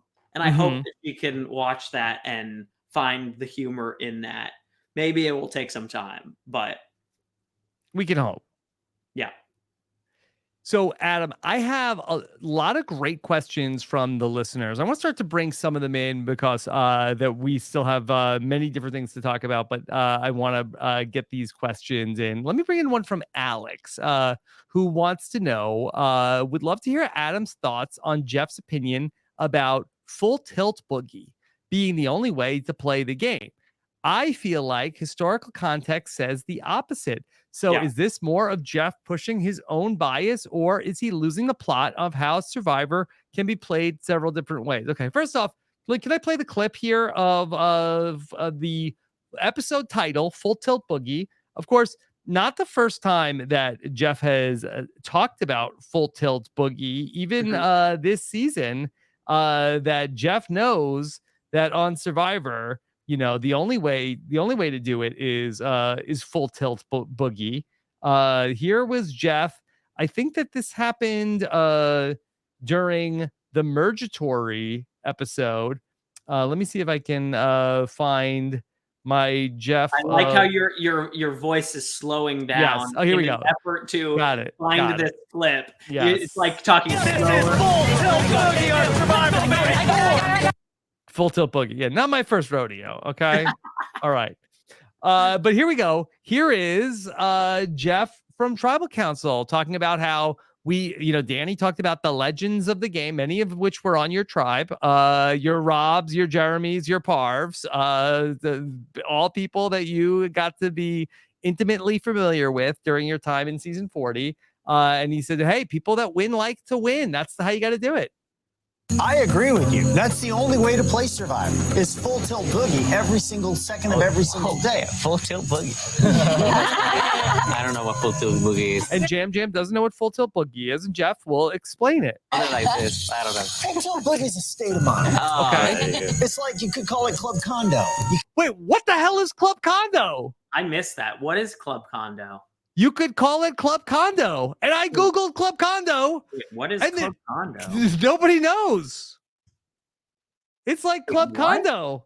Like Jeff is making this is like oh, it's I missed that when I watched it the first time. It's like Club Condo. Wait, what is Club Condo? I don't know. I think this is a timeshare that Jeff got sold on, and they were like Club Condo. It's like Full Tilt Boogie. Like, oh, Full Tilt Boogie. Okay, how did I miss put that? me down. Club Boogie is a state of mind. Oh, there you go. It's like you could call it Club Condo. Why? Why are we calling it Club Condo? Why could you call it Club Condo? What? What is Club Condo? Nobody. I Googled this, and all I got is different real estate things. Somebody please tweet at me. What is he talking about with Club Condo? Yeah. Do we need a boomer in here? Is this a boomer thing? I see Club Condo Palm Springs. Is that it? Maybe. I mean, I feel like he would vacation in Palm Springs. I know he likes Hawaii. Yeah, I mean, if Survivor ever leaves Fiji, could they do it at Club Condo? Maybe I gotta look on the Urban Dictionary. You think they sponsored this Club Condo? Yes. Survivor is sponsored by Club Condo. You think he's getting a little kickback here? Maybe a free timeshare? Yeah. They said you can either come to the presentation or just sneak the words Club Condo into Survivor, and we'll give you a timeshare. Yeah. Club Condo. If anybody knows, please let us know what Club Condo is. But Jeff explains. Want to know. Call it whatever you want. It's just call it whatever you want. So did I Full Tilt Boogie at the sanctuary? You could Full Tilt Boogie at the sanctuary. I don't know if you did or not. Oh, I did. Okay. What else? Now that he said we could call it whatever we want, what else should we call it? Full Tilt Booger. No, if we can do Club Condo, we can truly do anything. Mm-hmm. We could say pineapple pizza. Mm-hmm. Yeah. There's you're in the pineapple zone at Club Condo. The people that are in the pineapple zone, they love coming to Club Condo. Make new friends for life at Club Condo in the pineapple zone. What does that have anything to do with Full Tilt Boogie? I gotta know what it was going on in his head at that You moment. always go Full Tilt Boogie here at Club Condo. Yeah, is it have to? Maybe it's is it like a boogie board that maybe Club Condo they have surfing and who knows? That's great. I asked ChatGPT, what is Club Condo? Club Condo does not appear to be a well-known term, so it could have different meanings depending on the context. Okay. Can you invent some meanings? Oh my God, this is so good. For it. Okay. Certainly. Here are some possible meanings for the term Club Condo. A condo specifically designed for hosting social clubs. Why are you laughing? Yeah. A vacation property. It's coming up with all timeshare ideas. A combination of a Right. private club and a residential condominium. None of these things seem full tilt boogie. I don't know. This sounds very boring. All right, but anyway, let's go back to Jeff's original proposition, It's which wrong. is It's wrong. okay. The only way to play is full tilt boogie. Yeah, no, it's just wrong. With all due respect to Jeff, he is a producer who would love for everybody to play full tilt boogie because, yeah, at least in his view, that's good for the show. But unequivocally, that is not the only way to play Survivor, and that is not the only way to play Survivor and win. And specifically, it is the worst way to play Survivor in the new era, where, as we have demonstrated, the more full tilt boogie you go, the more likely you are to go home. Yeah, I don't even know that this is a new era thing. I think this has been true since at least I played Survivor for the first time. I mean, Dave became a big threat and had to go. Zeke became a big threat and had to go. Yes. Jay became a big threat and had to go. Like Chris, like the list goes on. Do you know what I mean? Yeah, no. I mean, look, if I'm being generous, I will agree with it in the sense that you should go full tilt boogie to win the game, which means that you should be focused on winning at all stages. And that can include things that I believe most likely in Jeff's mind do not fit his definition of full tilt boogie, Right. such as throwing challenges, such as not putting your foot down on every single vote. To me, that is going full tilt boogie to win the game. Like when I was out there, both times I'm going to do whatever needs to be done to put myself in the best position to win. That could be charitably considered to be full tilt boogie. And if I agree. You're going agree. full tilt boogie. You're thinking about how do I win this game? 24, 7, 26. If that's what he means, I agree. I don't. But that's not what he means. I would agree with you that that is not what he means. He's like half tilt boogie of I'm just gonna go as hard as I can, all gas, no brake, but like that's not how you would actually drive a car because you will drive off the road if you do that. Yeah. I mean, how can you look at even the new era and say yes, that is the way to win? Is that how Erica played? Is that how Gabler Definitely played? not. Definitely not. Definitely not. Definitely not. And so he might see somebody like a Jam, or a Carson or even a Carolyn win this season. I think you could say in many ways that all of them have sort of played a version of full tilt boogie. And he's probably going to point at that and say, see, this is why you need to go. Is Carson playing full tilt boogie? I mean, I think Jeff would probably credit him with that. I guess so. I feel like by our definition, I think he's playing full tilt boogie. Right. But I don't know. Maybe does Jeff include that? Like being like telling us in the confessionals what he's doing? Yes. I don't know. I mean, Jeff didn't think that the Survivor 43 players were playing full tilt boogie. And one of them won. And one of them won. But are you telling me like that the players who went far in that game weren't constantly thinking about how can they best win the game? Yeah, look, Jeff's a producer. Jeff wants good television, right? And in his mind, the if people take massive swings at every step of the way, that's good TV. I actually prefer to watch people make really smart plays that sometimes mean pulling back and sometimes mean, you know what I mean? Like the variety is the spice of life, right? Mm-hmm. And so, yeah, I think like most people listening to the podcast, I don't think we're saying anything controversial to disagree with Jeff Probst in this spot. Okay, not in this spot. Okay. Hudson Krakowski wants to know, does the chessboard in the voting booth mean anything? If you were on this season, would you try playing one of the chess pieces as the idol? Do you think some people have said that they feel like that the chessboard is moving, the pieces are different from tribal council to tribal council? So what is going on with the chessboard, Adam, from your expert vantage point? I think they're just having fun with it. Mm-hmm. And moving the pieces around and laughing at how people are gonna speculate on those sorts of things.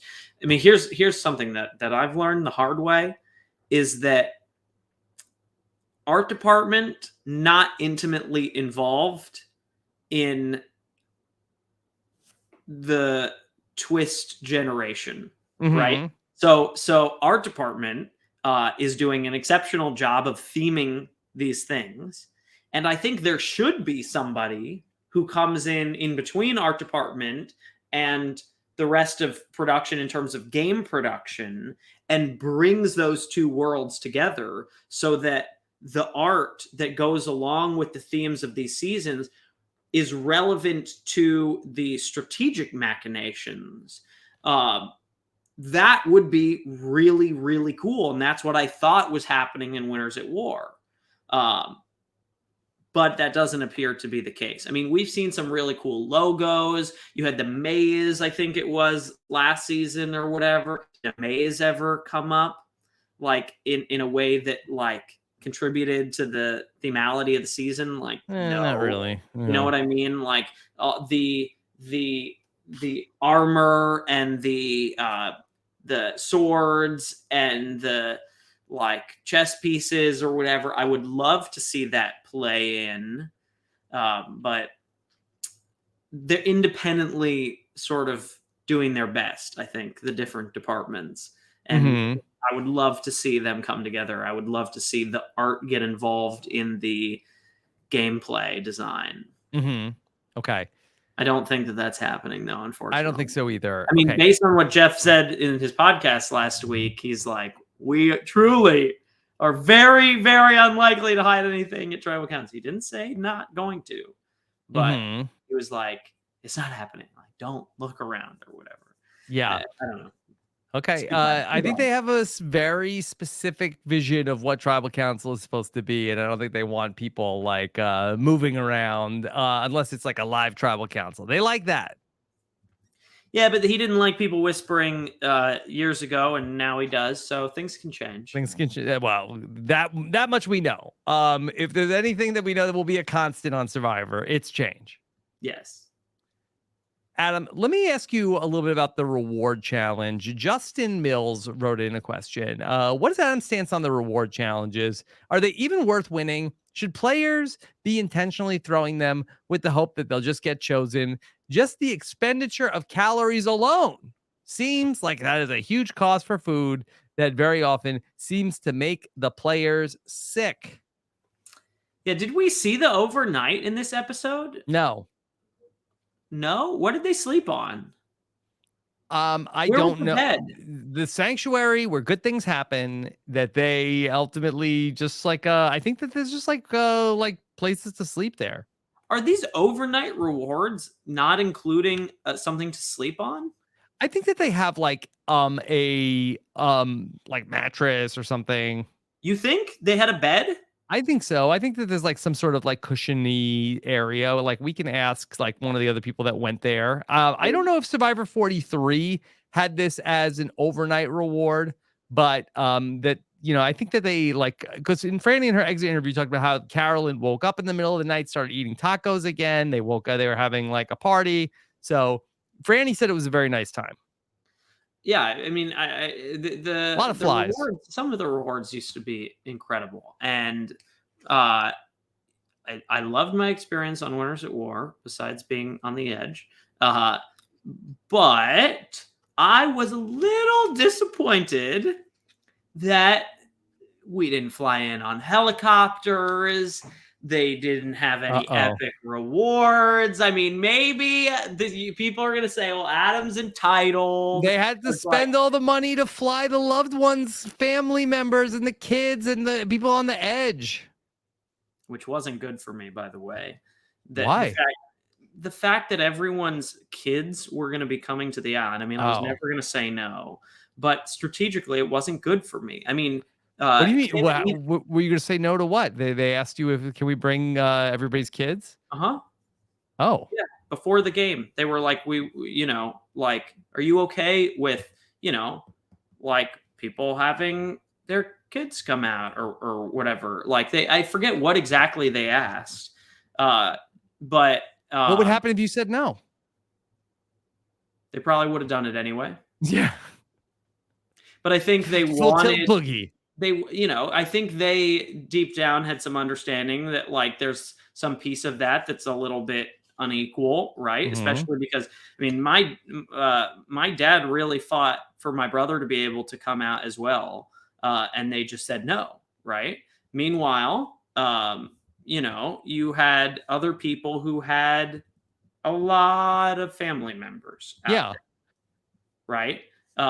So they kept it to like nuclear family, as many as you want, but then they put like they policed like how many people you could have as It your was plus. like one loved one plus all of your kids, plus if you need somebody else to take care of Yeah. them, they can come out too and get a free trip to Fiji, even if they're not going to. There were people out there who were not on the show because they were helping watch some of the kids at times. But like Rob and Amber's entire family, basically, like parents, and people had people to look out for the kids. So it wasn't just their kids, Mhm. Coming to see them, but it was also their parents.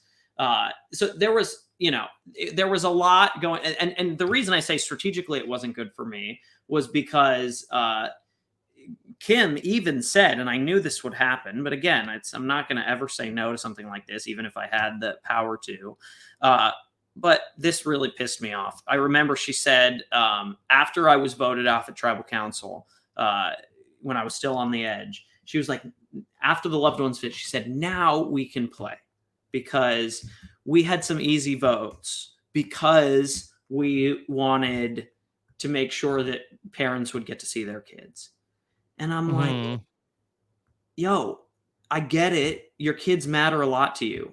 Right. My dad matters a lot to me as well. Right. And so that stuck with me. I did not like that. And you cannot ever say that somebody's family is more important than somebody else's family. You just like, I get it. But you don't say that out loud, right? That's an inside thought.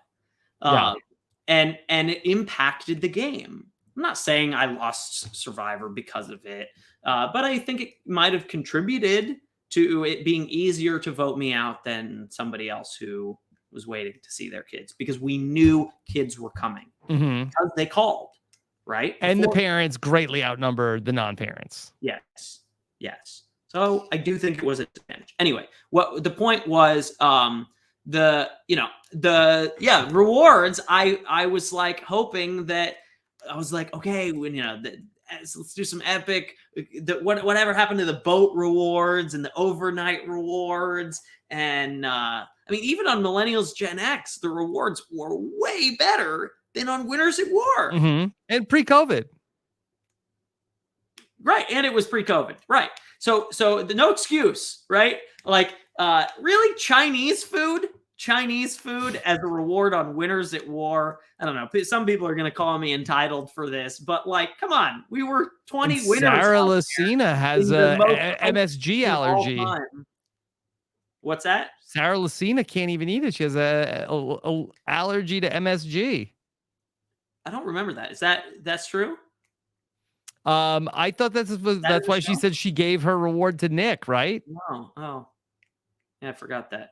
I mean, come on, Chinese food, really? Like, at camp, like the budget. We saw the budget cuts begin with season 40. Mhm. If they were on season 40, they're definitely happened now. I Yeah. get it. They're trying to make money. It's a show. They don't want to spend. Okay. But like, All does right. it really cost that much? All right. Well, we can get into the forensic accounting of Survivor later, but people want to know about your thoughts on the reward challenges. Oh, And right. I totally went on my own tangent. Yeah. So should you win them? No, you should not. Probably yeah, win them. especially this one. This is like the granddaddy of, and I'm not talking about like who comes to watch the Especially if kids. you're Franny and you've already won 2 immunity challenges. This is the easiest throw Right. in the world, I think. If you're Franny in her position, I think. I mean, again, I feel bad. I don't want like she went out there for probably different reasons or whatever. I don't want to dunk on her for winning challenges, but like strategically, was it the best move? I don't believe it was. Mm-hmm. Yeah. Easy to say that, I know, but this is coming from somebody who has thought about those things Sure. and played that way. So it is possible. Yeah. And in terms of like getting taken on this, remind me, going back to Millennials versus Gen X, like that you had the reward steal, right? You could have taken somebody's family visit if Yes. you wanted to, and that was a big thing. And then, but Jay just took you, correct? Yes, but if this is why I think I am qualified to say what I am saying here and with a straight face, is that I have shown if there was ever anybody that needed a visit from home, Yeah. needed to win a reward, to get information from home, it was me in that moment. Like more than maybe anybody ever in the history of the show. I needed to, and I don't think it's totally outrageous to say that. Like, I needed to speak with my brother and find out what was going on at home and have him go back and get to share everything with my mom. But even then, I went out there with the blessing of my family and my mom, with the intention to go win Survivor. Yeah. And even when I needed that reward more than anything, I stuck to my intentionality of going out there to win the game. And I did what I needed to do to hopefully both get the reward and put myself in a better position to win the game. But if I was risking losing the reward in order to put myself in that better position to win the game. And maybe that wasn't the right life decision, because I don't know if I didn't get that reward, it calls in the whole experience into question potentially for me, and whether it was the right decision. Because like, I needed my brother to be able to, knowing what I know now, that she passed away an hour after I got home. Like, if I didn't get that reward and she didn't get to hear from my brother about all these things, about what was going on, and like get all this information, and if I wasn't able to pass messages through my brother to my mom and that sort of thing, like, the whole experience would be a lot harder to swallow. Do you know what I mean? Sure. But even in that environment where I didn't know what was going to be waiting for me at home, I prioritized the game. And not everyone is going to make that same decision. Honestly, I think most people would not make that same decision.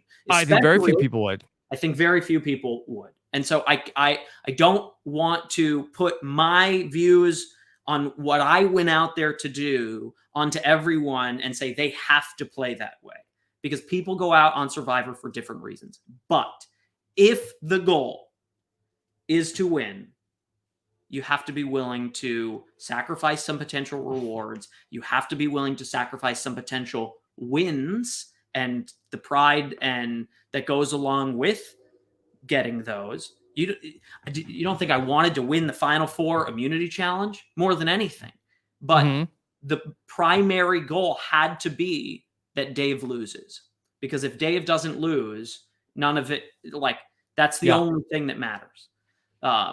And so, sometimes you have to set that aside and focus on the bigger picture. Yeah. Nothing more full tilt boogie than that. Yeah. So Jeff was right. Yeah. So if I could just give a note to future Survivor players, especially if they're, really feeling like, but I need that letter from home. This happens, what, day 19, day 18, day 19. They get these letters in Fiji. I think there's a pretty much a non-zero chance that these Survivor players were not even playing Survivor at the point that these letters were written. I think these letters were written about 24 hours after the Survivors left. It's possible. Yeah. Yeah. Because I know in the 39-day game, we got letters from our loved ones, and they were written like very early on. Like, these letters are a time capsule from like at the very least, like the week you left. Right. Yeah. Something. Yeah. Maybe. I don't want to like demean the letters or anything like that. But in terms of like, I need to get an update from home. Like, you're not getting much of an update. Yeah. I mean, I did get some, like, I remember very specifically my mom writing that she had gone to the ballet, which was like really encouraging news for me, because she loved the ballet. And so like, I specifically remember that being something that where the letter really helped me in that way. But it was probably later in the game, right? Yeah, I think so. I mean, it still had been written probably a couple weeks before I received it. But at least some time had passed. But yeah, now that the game is shorter, even less time can pass before they reach out and say, hey, can you write these letters? Yeah. Okay. So it's a no-win situation with this particular reward, right? Because the people you don't take are mad at you, but even the people you do take, I think, get annoyed with you. Annoyed? Why do you say that? I don't know. We see people constantly voting out the person who took them to get love from their family. Yeah, but is that because they picked them? No, I don't think so. It's because I think it's because it's like, oh well, now this person, well, it's they won, or is it that like, oh, okay, well now everybody really likes them because they gave love to people. Yeah, I'll tell a story from Millennials versus Gen X along that same line. Jay picked me and Sunday and Will to join him for the loved ones visit. And this is the same episode, the same round where Will is flipping to our side. And he came to me the day of tribal council and said, what if we did Jay? And I had been trying to get rid of Jay the whole time. So in theory, this was music to my ears, right? Because it was supposed to be Zeke. We were going to vote out Zeke. And he's like, what if he won't see it coming, right? He has an idol. He will not see it coming this time. And so maybe not everyone would do this, but this was the one time that I made a move that was not purely strategic, although there was strategic reasonings for it as well, which is I don't think I can win a jury vote if I do this right now. But also personal reasons where I was just like, I can't do it. I was not willing to have Jay pick me to come on that reward and then immediately turn around and vote him out. So it has saved people before as well. I do believe that, like, I certainly would have been way more willing to vote for Jay if he hadn't done that. Amy Cook has a question about this thing that we're talking about. As someone who very much wanted and needed to hear from loved ones on his first season, how do you go about picking folks to go on a reward when the stakes are that high? I mean, I think Franny did a pretty good job, right? I think she picked people who obviously it mattered a lot to them. And even if the other people are angry, again, you kind of have to deal with this idea that like people's kids are more like, I know I just said you don't say that out loud, but at the same time, like, that's how people feel, right? Yeah. That their kids are more important than somebody else's brother or father or whatever. People feel that way about their kids. My kids matter more. So, you know, it's kind of the safest pick. But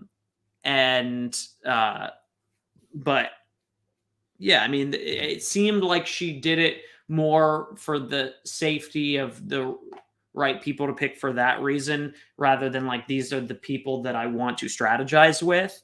I think that's something you have to consider as well, though. In a normal situation where it's not about love, like, who do I want to be with right now to strategize with? But I think when it comes to love, it's more about how do I avoid as much backlash as possible.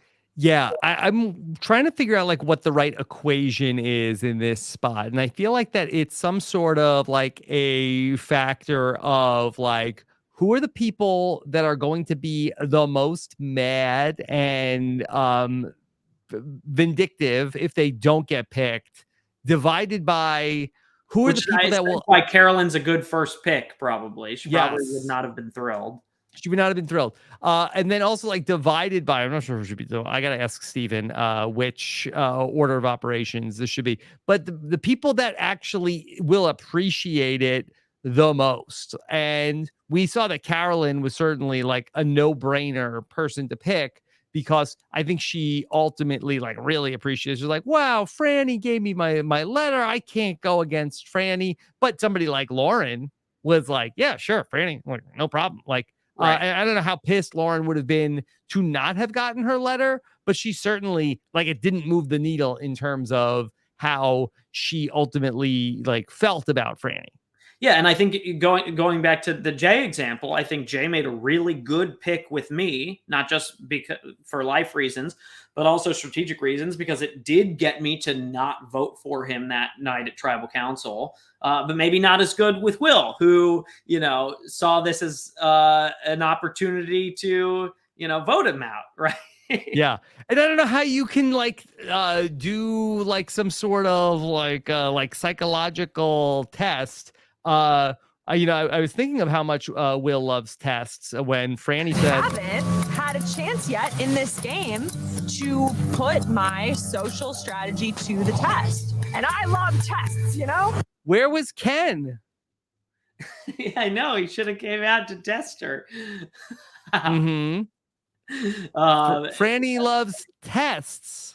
Yeah, that's I see. That must have been a thing in casting for her, right? And sometimes every once in a while you see little bits of their like casting stuff come up in confessionals, you know. Mm-hmm. Like she obviously like went hard on that. I think that was a callback also, because I'm pretty sure she said that in the first episode. For sure. Think that, yeah. And the things that people say in the first episode are like basically their casting stories. Yeah. So, a guy in the red, like, and then they just say what they've been saying in casting, basically. Mm-hmm. Yeah.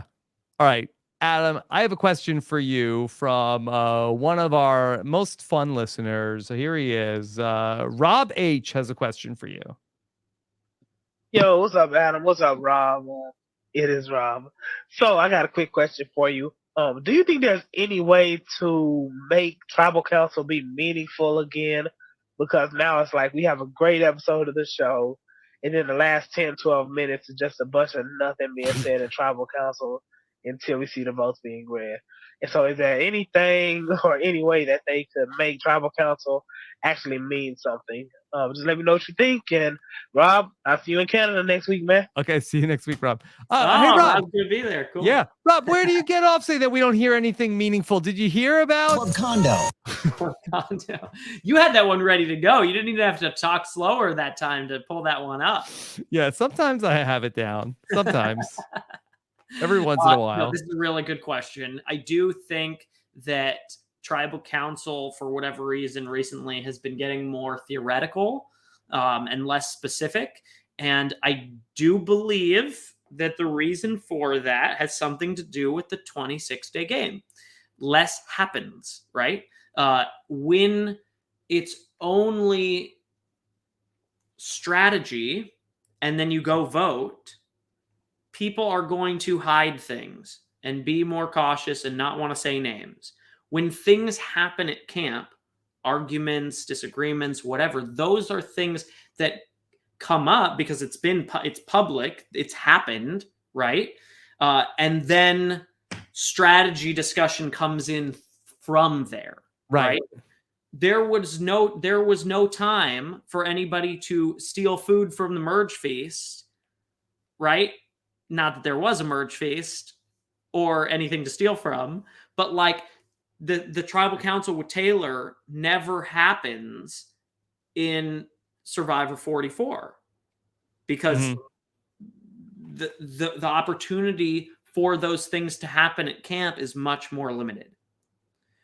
I think there was a tribal council this season where something had happened at camp and it made its way into tribal council, and it was one of the best tribal. Am I dreaming? Can you think of was there a heated tribal? I don't think things ever got heated at tribal. Matt and maybe the most heated tribal might have been maybe where Josh was trying to blindside Josh, and Carolyn and Jam Jam were getting into it a little bit, but it was but we don't know if that was real or not. That happened because conflict had happened at camp. Yeah. So when you have more supposed time, to be what tribal council is for. There is more time for conflict to develop.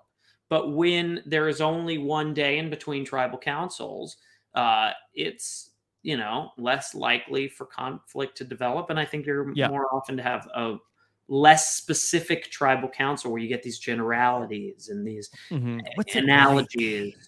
Yeah. Adam, so you bring up a interesting thing about the 26-day format. And again, I am not as familiar with the production and what it takes to make an episode of Survivor as you might be. Do you feel like, is it easier to edit the tribal council segments than to like edit a segment of camp life? Whereas I feel like that for camp life, sure, the big things, but I wonder if maybe like logging through all the footage, or maybe there's just not enough happening where it's easier to put together, 5 minutes of tribal council than it is to put together 5 minutes of life back at the camp. No question, it's easier, but I don't think that's why they do it. I think that they think of tribal council as a sacred part of the show, a sacred beat that has to be there in every single episode. Jeff loves it. Jeff is highly invested in tribal council, and he puts a lot of his heart and soul into. Hey, what happened to all that great stuff I did at tribal council? Why isn't that in there? I think I was killing it. I was full tilt boogie. He would be very personally upset if like tribal council was like trimmed down to size. I think that's an important beat for the show in his mind. I do. So I do think it's easier to edit, but I don't think that's why they're doing it. I think they'd like to include more camp life, and they go through all of that footage anyway. Do you know what I mean? Like, it's not like they can go through less footage because they have to get less camp life. They're still going through all of it. Okay. All right. How about this question? Let's go back and like Will Wall, swing the pendulum the other way. Okay. And I want to know from you, Ryan Patterson said, the new era has spurned a great deal of negativity from the fans and alumni alike. Can Adam share one or two of his favorite things about the season so far? And let me take the easy one off the table. Can't say the cast. Oh, okay. Okay. Yeah, you got me. Like, oh, I love the cast. We all love the cast. Okay.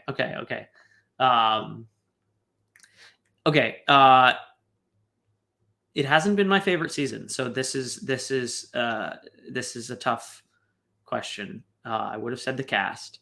That's why people listen, to hear the tough questions get asked. Go on some other Survivor podcast if you want the easy question. I mean, it's still. I mean, I don't know if this answers the question, but Survivor at its worst is still better than any other show out there. And people say, you complain so much. Why do you still watch? Well, because I still love it. I will always love it. I just want it to be the best that it can be, in part because I love it so much. So it's still great. But if I had to put specific reasons as to why, I liked the cage. Okay, birdcage. Cage. I like the bird cage. I think that it's don't necessarily love the like fake idols made by production going in there, but it's also there are elements of it that I like, right? So I like the bird cage. I like so that's one. I got to give you two. There's one or two. Okay, I like the bird cage. Yeah. What am I missing? I know I'm just. I mean, we've had 3 votes in a row that are normal votes. Yeah. Yes. Yes. That we are now in the end game. Going to Real Survivor is really something to be thankful. I don't want to jinx it, Adam, but that this does seem like so far in the first half of this merge, they went like cuckoo overboard with putting idols and trinkets into the game in the first half. And I would say that we have been rather advantage light here in the post-merge game. Another great thing to be thankful for that I should have been able to come up with on my Yes. Which if you're gonna do it, like better this than the alternative. Yes. Yes. So look, yeah, I like the end game stays pure. That is very important to me. Yeah. And so for all of like our own like histrionics about this, that they have steered this thing back into the right direction with normal votes and not a million like and so maybe and I don't want to like go too far overboard with all my ship analogies, but if we were going to assign them the agency over this, like was this sort of like an idea of like, hey, we have some boring pre-merge votes. And so what are we doing to sort of make the pre-merge a little more exciting? Yeah, I think it's solving a problem that doesn't exist. Yeah. Well, how do we spice up like the Lindsay and Gio boots of the season from last season? Yeah, I mean, there's always going to be some episodes that are not as like amazing, but like that's what makes the big moves more meaningful. Right. If they happen every episode, then you're going to become desensitized to it. Like our jaws drop at an exciting tribal council because at other tribal councils, what you expect to happen happens. Yep. That is a great counter argument. All right. This is one I'm sure a lot of people want to hear you weigh in on. Okay. All right. This is from Michelle, who says, do you think that they should keep repeating puzzles so that people can study and 3D print them first, or should they come up with new ones? Is it a fair advantage to have a 3D printer? It's a good question, and I don't know where I fall on this. I respect the people who prepare. Sure. I wish it were free to prepare.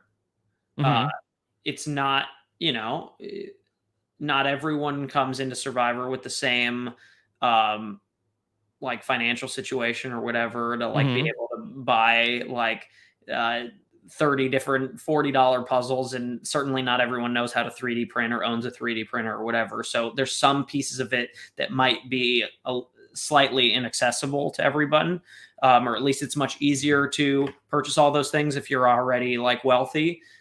So I think there are some inequalities with the idea that like anyone can prep. So that would be an issue that I have with it, but I certainly respect anyone who does put in the time and the money and the energy to prepare. in terms of the game design, should Survivor be trying to prevent this by doing more unique puzzles more often? Yeah, I think a mix. I would say a mix. I would say you keep if every season you had 1 or 2 puzzles that have been seen many times before, to give a little bit of that gives a little bit of an edge to people who have prepared, but also lowers the overall utility of preparing for the puzzles by not having them come up all the time. And then the rest of them being new puzzles, yeah, that would be amazing. Obviously, coming up with new puzzles all the time is very difficult. They do tons of puzzles every single season, and they've been doing the show for 44 seasons. Yeah. It's very difficult to come up with new competitions. Are you However, I would studying point the to- puzzle, Adam? Is that star pillow on your couch actually the exact puzzle that was in the episode last night? I do have a few puzzles here around. Did you 3D print that pillow that's behind you? No, I never really studied puzzles myself, and I am not actually very good at puzzles, which is amazing how I survived pre-merge and winners at war despite that, when everyone was like, okay, Adam, you're going to go in for the puzzle, right? And I'm like, no. I remember Jeremy being like, bro, you got to like step up for the puzzles, because like I keep telling people you're the puzzle guy. And I'm like, maybe don't tell them that. Like, do you want to win challenges? Like, I'm not the guy. I'm smart, but I'm not puzzle smart. Like, I don't know. I'm just not very good at puzzles. Yeah. Yeah,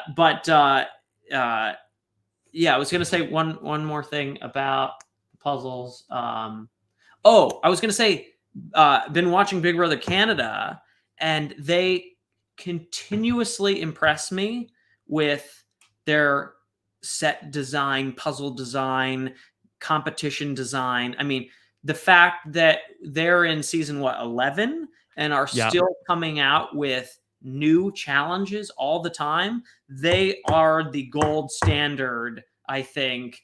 Of, you're looking at me like, is that not right? Are these not fresh? I feel like your look is like I'm totally wrong. I feel like they're fresh. Are they not fresh?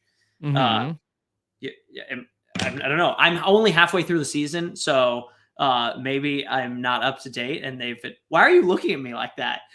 I mean, it's fine. Am I totally off base? I mean, I think that that they do look very slick. Certainly, Big Brother Canada. Yeah, but I do feel like that they do a lot of stuff like year over year. Maybe, I don't know. I just watched the one where they're like putting the house together and cleaning up the yard, and like that is a brand. Maybe the sponsors are demanding new challenges. Yeah, and the toothbrush one, like we've never seen that before. I mean, it's not necessarily that they're like the best challenges. So you think the key to Survivor is maybe they need to sell title sponsors for all of the challenges, and so maybe like when Shark Ninja comes in, it's like, no, we need a shark puzzle. Forget the star. Yeah, I mean, I feel like make it a 3D vacuum before. The one where they have to like bid on the money or whatever. Like they're just, I don't know, they try new things, and like I think Survivor has gotten used to, being comfortable with the challenges that they have. And I think it would be nice to see some new ones, but I also understand how difficult it is to constantly be coming up with new things in the 44th season. And so I have to cut them some slack on that. Okay. Now, I would be remiss to not ask you about this immunity challenge that we saw in this episode. Was this not a challenge from Millennials versus Gen X? The star puzzle, the worm. The star puzzle was new or different from Millennials versus Gen X, but the worm was a classic. A classic that I still have scars on my ankles from. I mean, I got some massively serious rug burn from that. Right. Was this new also to carry part of the puzzle pieces with your mouth? That was new. That was new. Because there's nothing that you need more as you're rolling around in the sand than an open mouth. Yeah, exactly. I didn't even think about that. Mhm. But yeah, I wonder if they figured out a way to prevent people from Oh. getting massive wounds on them. Why from Blank those Lost is gonna experiences. be lit this week, Adam. Why? Jessica is gonna be, Oh yeah. she's gonna be, talk about on fire. I had the worst wounds though from that for sure. I had at one point I counted, I think it was 14 flies sitting on one of my wounds at one time Oh, when we were out there. Bleh.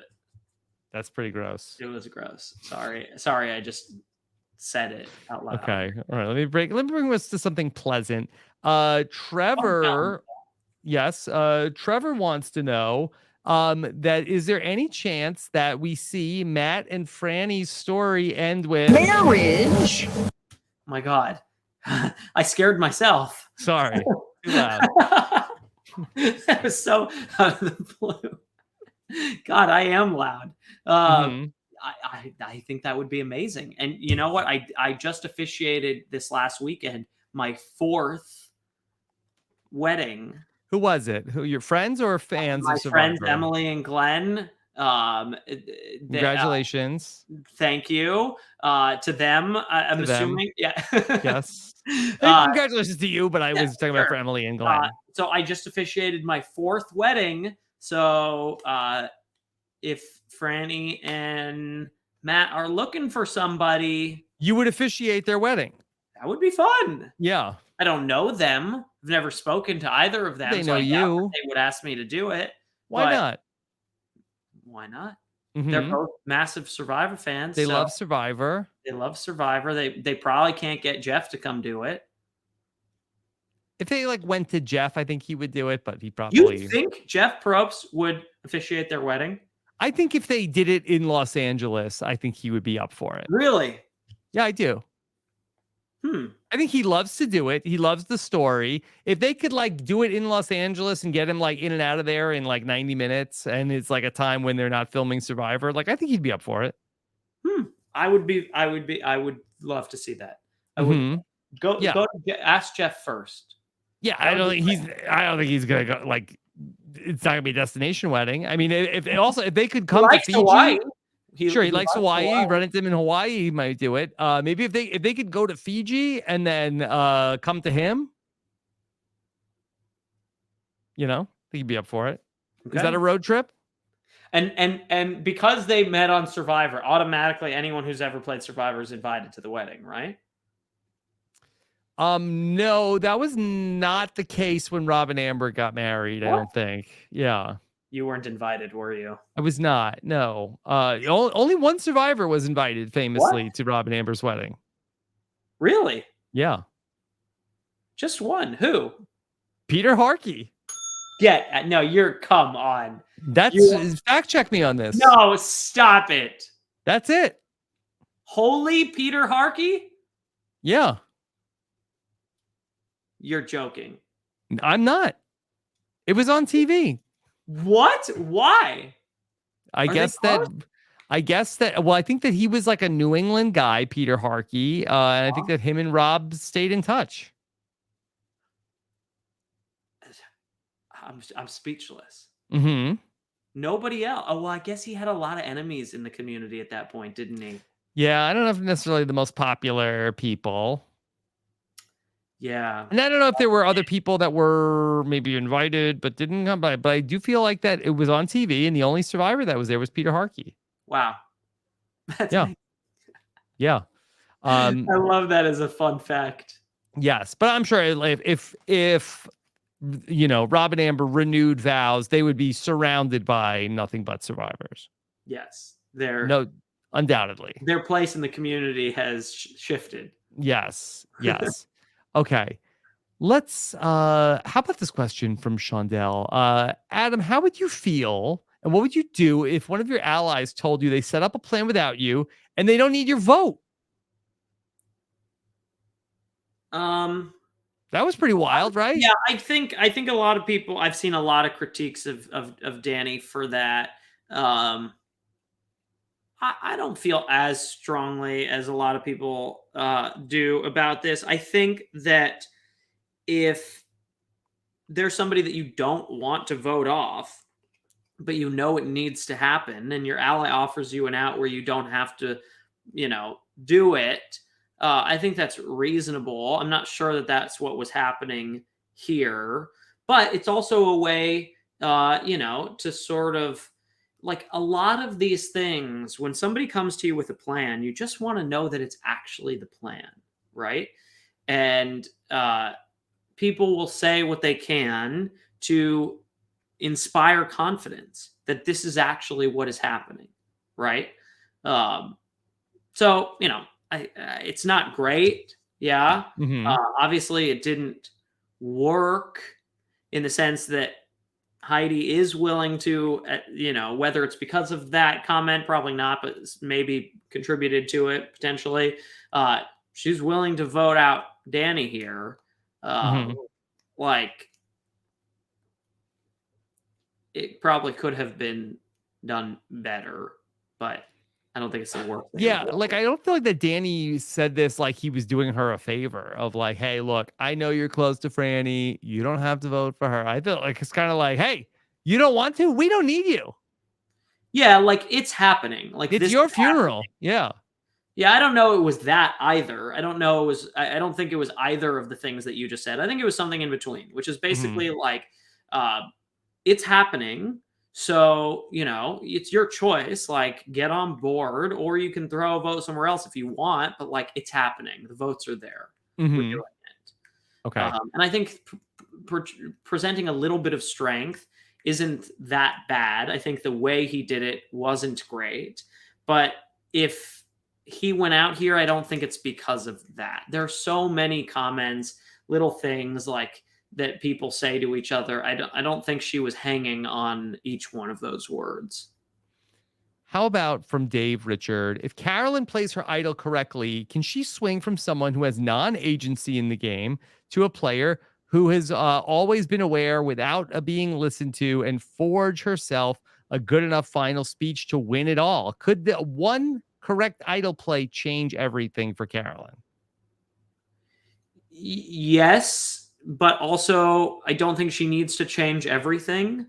I think her pitch is never going to be the Omer or the, Jesse, where I was in control every step of the way, and that's why you should vote for me. It's going to be more of a Gabler pitch, which is that you underestimated me. I was playing, and you didn't see it. And now I'm here and you're not. And I think that's probably more the argument. Now, I'm not saying that like, I think she's actually been probably more strategically involved than Gabler. But that would be the style of pitch. More so than you're there because I controlled everything start to finish. And you can win without total control. Now, we've seen some of the things that Carolyn has done in the pre-merge, but I do think it is hard to point to a lot of things that Carolyn has done strategically in the post-merge that have been successful. I'm just going back to was the she merge in with Jam and Carson when they split? And those two voted for Franny, and she didn't. I think they were. I'm only saying that we did not see that in the episode, so we really have no idea who. But I think they were in lockstep with those moves, saying let's divide and conquer. I go with them, make sure we have the votes to flush out Danny's idol. Certainly possible, so they don't see us as together. And I think that's strategically very, very bright. She also, I think you could say that she was partially responsible for getting Josh out of the game at the merge, although people did not believe her about how Josh did not have an idol and people were going to different lengths to potentially do a vote split in case Josh did have an idol when she was adamant that he didn't. But then she didn't get to vote in the vote where Matt went home. And then ultimately she was on the side that idled Brandon out of the game. And then Last week she was in the group that voted out Kane, although that was not her preferred target to, get out of the game. She wanted Danny out last time. Yeah, I mean, I don't think that Carolyn, if she wins, is going to go down as the most dominant winner to ever play the game. Yeah. But I still think she has a really good chance to win, in large part because of the story that has been told has been, in a lot of ways, from her point of view. Mm-hmm. I don't think she's being seen as a threat at all. So I think it's very likely that she's in the final 3. And then it depends who she's there against. And if she can say, this was your guys' mistake to underestimate me, if Gabler can do it, I don't see why Carolyn can't as well. Mm-hmm. My only note is that I think that Gabler ended up being in on more votes, as we went through the rest of the merge. I think Gabler ends up being on the right side of most of the votes in the post merge. But from a viewer standpoint, Carolyn is way much more main character energy than Gabler ever was. Yeah, I mean, that's true. I think there's also a possibility that she makes it to the end and loses in the end. Mm-hmm. Right? I think, if the final 3 is Carson, Carolyn, and Jam Jam, I think it's probably unlikely that she wins. Yeah. What would be the right time for her to play her idol to greatest effect? Would playing her idol correctly at the final 7, would that be maybe too early for her to do that?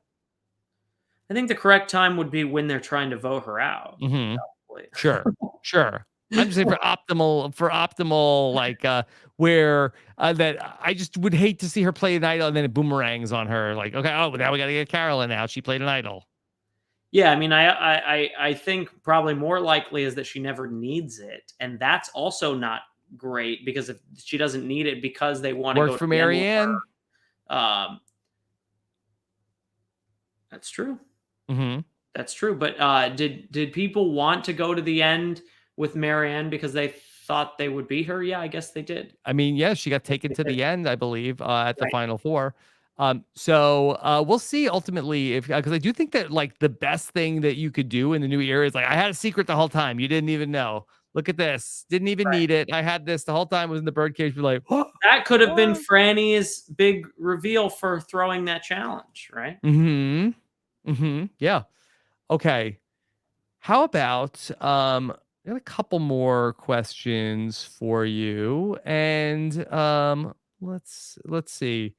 How about Sophie wants to know, what is Adam's take on threat shields? In his season, Adam was adamant about taking out David and vice versa. Do you agree with Danny's decision to take out Franny, or should Danny have left her in the game? Yeah, I'm surprised we haven't talked about this so far. I see it. I see both sides of this. One, it feels like a mistake. Because now Danny is the next biggest physical threat. But on the other hand, it removes the power of the Soka 3. And this is what we were talking about before, right? That now Danny, especially now that Heidi and Danny are sort of at odds, is not nearly as threatening as he would have been if Franny, Heidi, and Danny were all in the game and all on the same page. If you're looking at threats now, are you worried about Danny and Heidi when Heidi just tried to vote out Danny? No.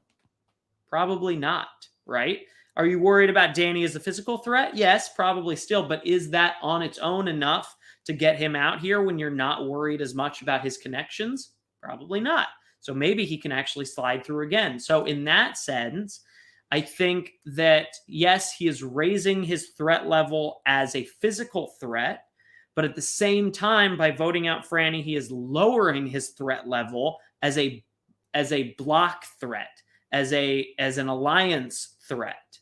And I think that might be more important than the physical threat. So it might actually be a net positive, even though people are saying, now he's going to be exposed as like the biggest physical threat left in the game. And maybe, strategic as well after playing an idol. And, I definitely think he's going to have a big target on his back. But now I'm second guessing what I just said, because at the same time, the lack of relationships is also going to be a problem for him in protecting himself. So now I'm veering back towards the other side, that maybe it was a mistake. I don't know. I'm torn on this. Do you think any part of Danny was concerned about when Franny won the challenge, took all women on the reward, and that he was concerned after seeing Erica and Marianne win season 41 and 42 of potentially there being a women's voting block? It's not been unheard of for men to be worried about a women's alliance and target. Jam and Carson also very on board with working with Danny for this plan. Interesting. Yeah, it's possible. What do you think? Do you think this was a mistake, or do you think this was a good move for Danny? I kind of think it is. I really am starting to come around more to like players need to be targeting players that are most like unlike themselves, because I feel like that once you start that chain reaction, that I think that you end up with, and people ultimately you are like accelerating towards like the point where you get taken out of the game. So if you're somebody who your strengths are, like being really good in the challenges, I think you should try to keep in as many other people that are good in the challenges so you don't stand out as much. Same if you're like a strategic threat. I think that you probably want to keep the other people that are sort of like the big strategic threats around in the game, or the people who are just like so blindly loyal to you that they would never think about getting you out of the game. So I sort of think you want people that are sort of like similar threats to you and people that are like blindly loyal to you. And so with all that being said, like obviously Franny's similar in the physical threat department, but probably not blindly loyal. So where do you fall ultimately on if this is the right move or not? I wonder if you're Dan, and I guess that you gotta have buy-in from other people. I mean, guess what were his other options? Potentially go after Carolyn. I don't think Jam and Carson are gonna like that. He could continue to go for Lauren, who I guess did beat him in a challenge, but is probably not considered to be traditionally a big challenge threat. But I think he's so intoxicated with the idea of like, I'm working with Lauren now. So I think that there probably wasn't really another great option. I guess Jamie was the other name that came up, but when Jamie wants to seemingly work with him, I think he's like, okay, well, why don't we take out Franny? Because Jamie is maybe somebody who she might have an idol, and Franny is potentially trying to put something together that I'm not a part of. So maybe more on the good move?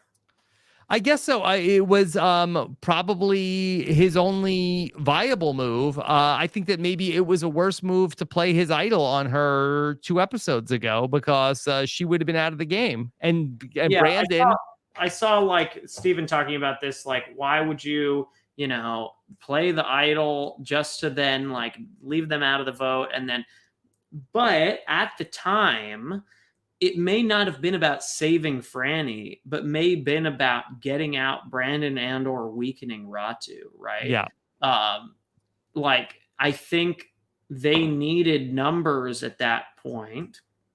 But then they sort of got control, Soka. Yeah. And when you have the control, you might want to pull the Tony move of weakening your herd a little bit. Yeah. Right? Especially the ones that you think are most likely to do it to you, before focusing back on the other side again. Yeah. So it's not as crazy, I think, as people are making it out to be. Yeah. Non-zero chance that Ratu, especially with Lauren's extra vote, ends up like running the table and pagonging the other people out of the game. So, right. So getting out Brandon there may have been really important. And Brandon, I do think, was the type of guy that was like an alliance player of like, I'm going to keep my numbers and basically try to just like, squeeze the air out of the other side. But ultimately, who really set that move up was Tika, because they could have just voted out Brandon. They also wanted Brandon gone, but instead of voting him out, they put enough votes on Franny to force Danny to flush his idol. Mm-hmm. Yeah. By the way, did you happen to see a secret scene today where Danny found an idol? Yes. Yes. Okay. Well, before people get too excited, and they really went with a very unusual way of editing this, where they did the whole thing. Danny found the idol, and it was Danny talking about it, and they just they sold it for like 2 minutes until Danny talked to Jamie, and then they realized that it was once again the secret scene idol, aka Brandon's fake idol, which for the second secret scene in a row has been found by another member of the tribe. Yeah, but who did they show hiding that idol? So Kane had found it. It was Brandon's fake idol. He hid it at the merge. Kane had found it in a secret scene 2 weeks ago and then brought it back to Brandon. He's like, you found my fake idol. Like, okay, go back and hide it. We'll hide it again. And this time they got Danny with it. I have complained all season long that the idea of just like randomly hiding fake idols, like from the players that you have no idea who is going to find them, I think is a foolish idea.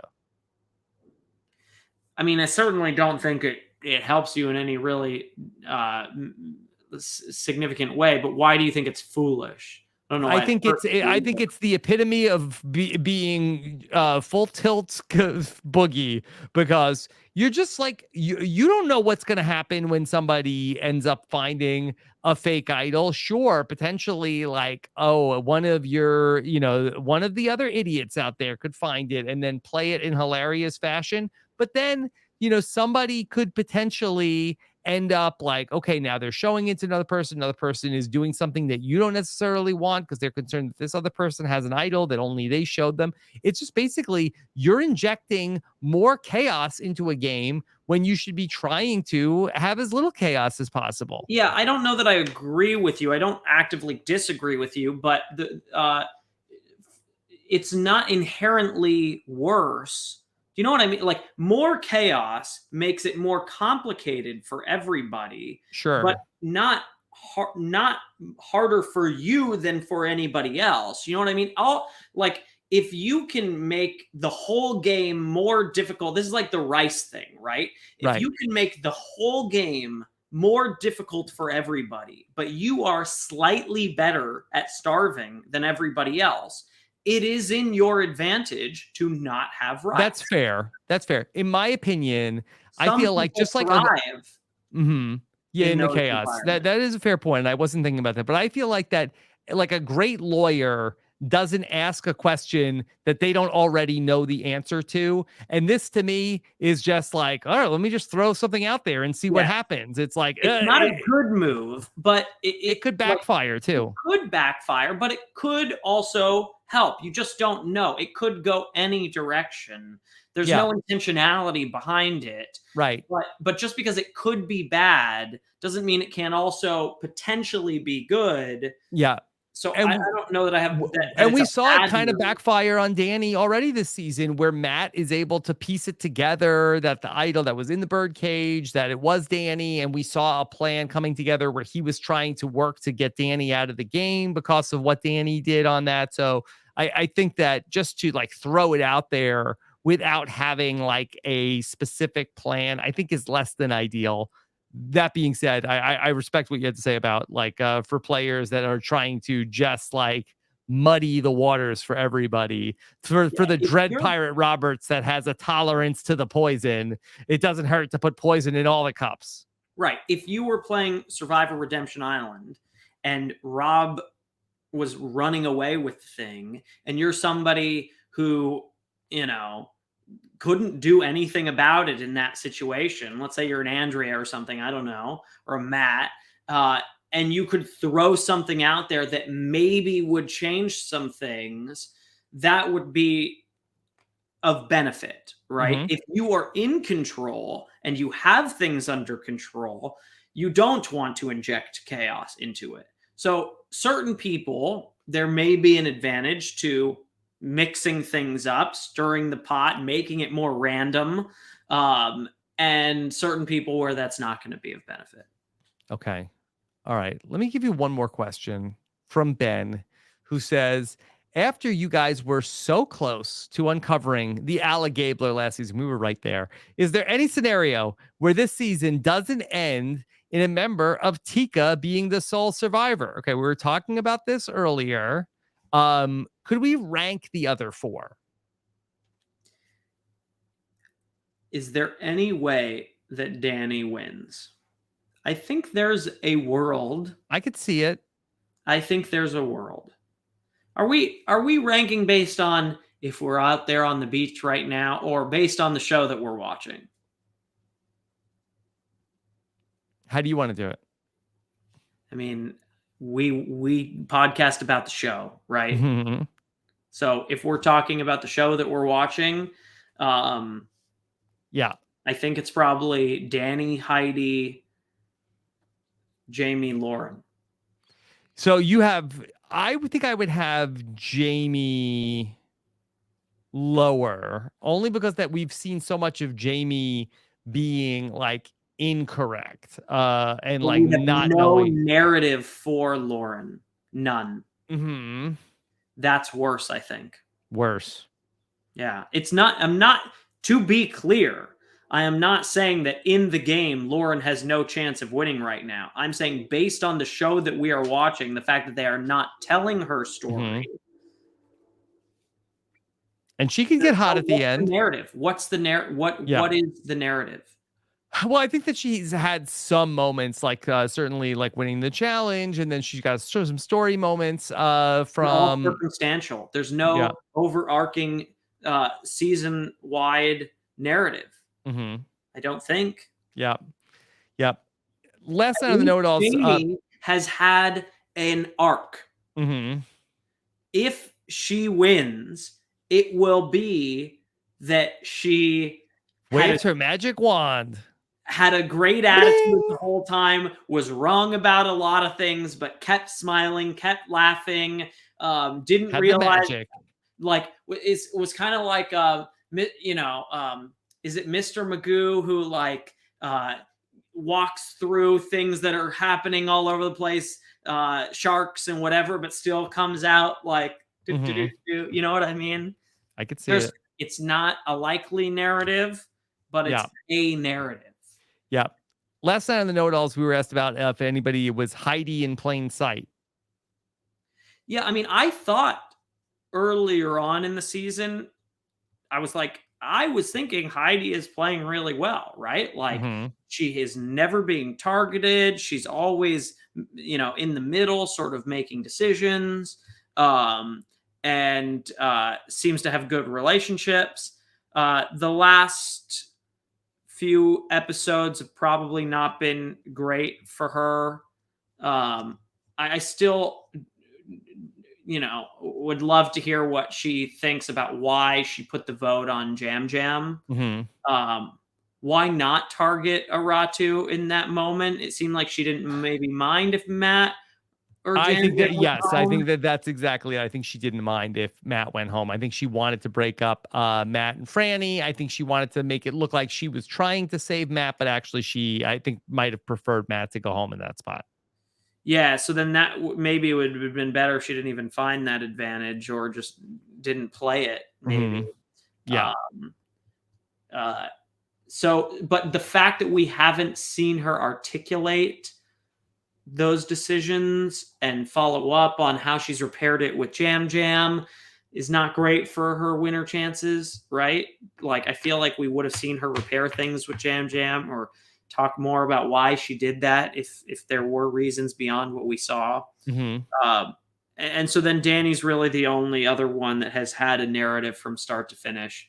And yeah, you could say that there are some mistakes there, but if the story of the season is full tilt boogie,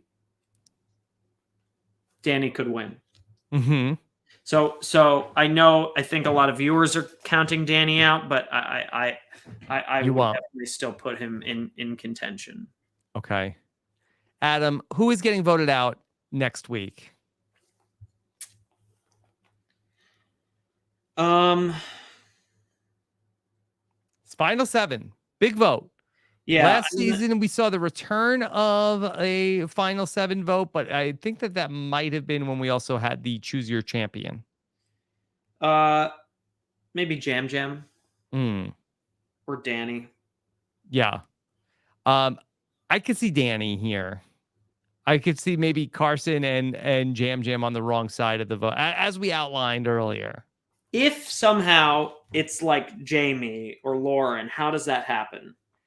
I think that ultimately we see where if Lauren figure out, right? It's not easy. It would be tough to figure out. I guess that maybe Tika ends up with so here I think this is the scenario. I think Tika ends up being back, like Jam and Carson are able to like patch things up with Carolyn. So Tika ends up intact, the Tika 3.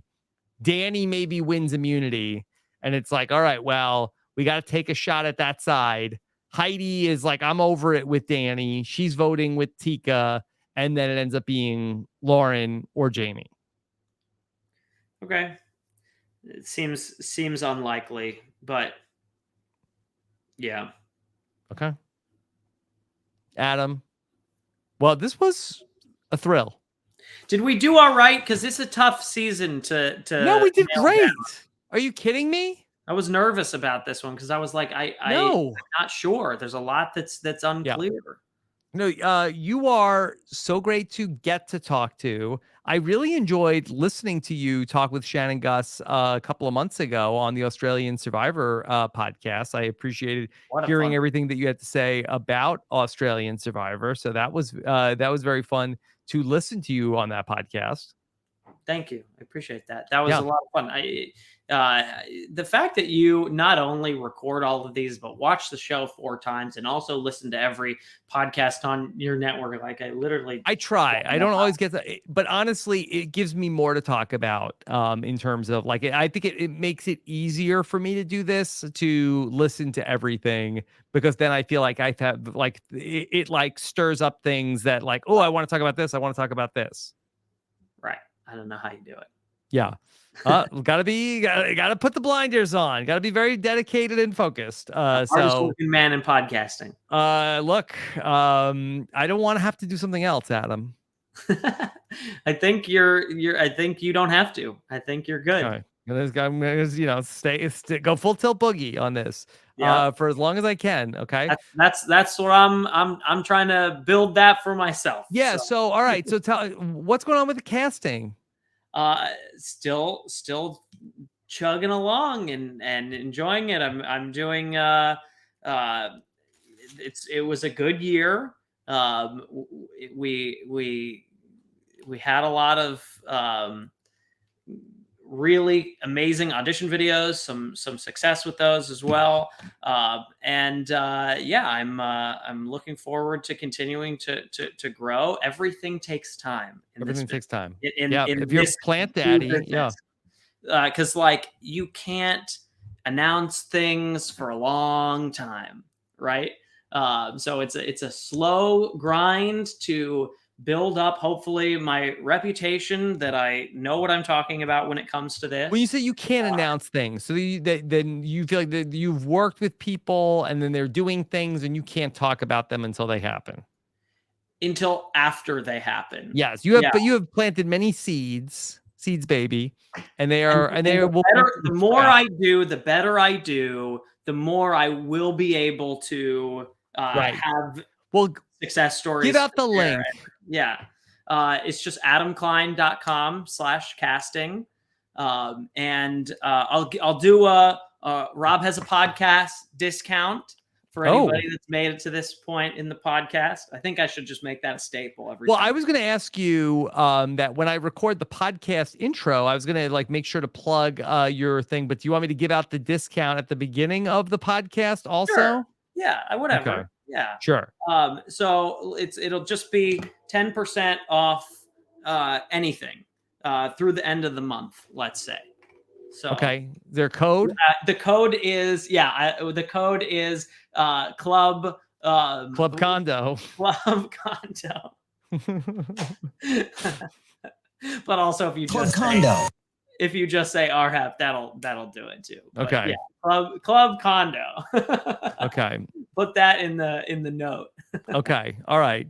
There you go. All right. So That's maybe through the end I'll of say May. I'll Through say the end of- RHAP at the beginning of the podcast because I don't want people to I don't want to step on all the club condo fun we have in the podcast. Sure. Thank you. Club condo, you'll know they listen to the whole podcast. RHAP Yeah. is like they went right in. Exactly. Okay. All right. Well, I know you go to dinner. I know you go to the concert. Thank you for making so much time to talk with Always a me. pleasure Again, to talk to you. I love this so much. I'm so appreciative that you do this. And so a Sure. great time was had by all.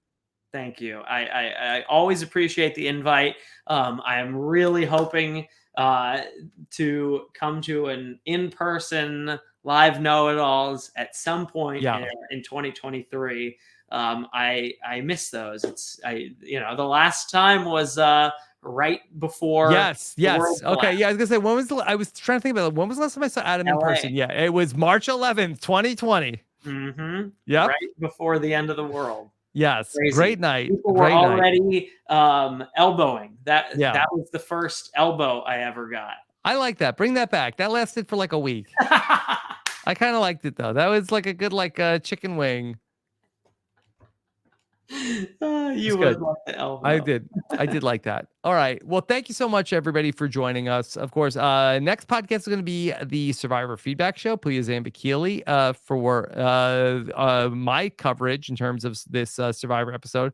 I'll also get to the burning question this weekend and check out everything else we have going on in our Survivor podcast feed at robhaswebsite.com/Survivor feed.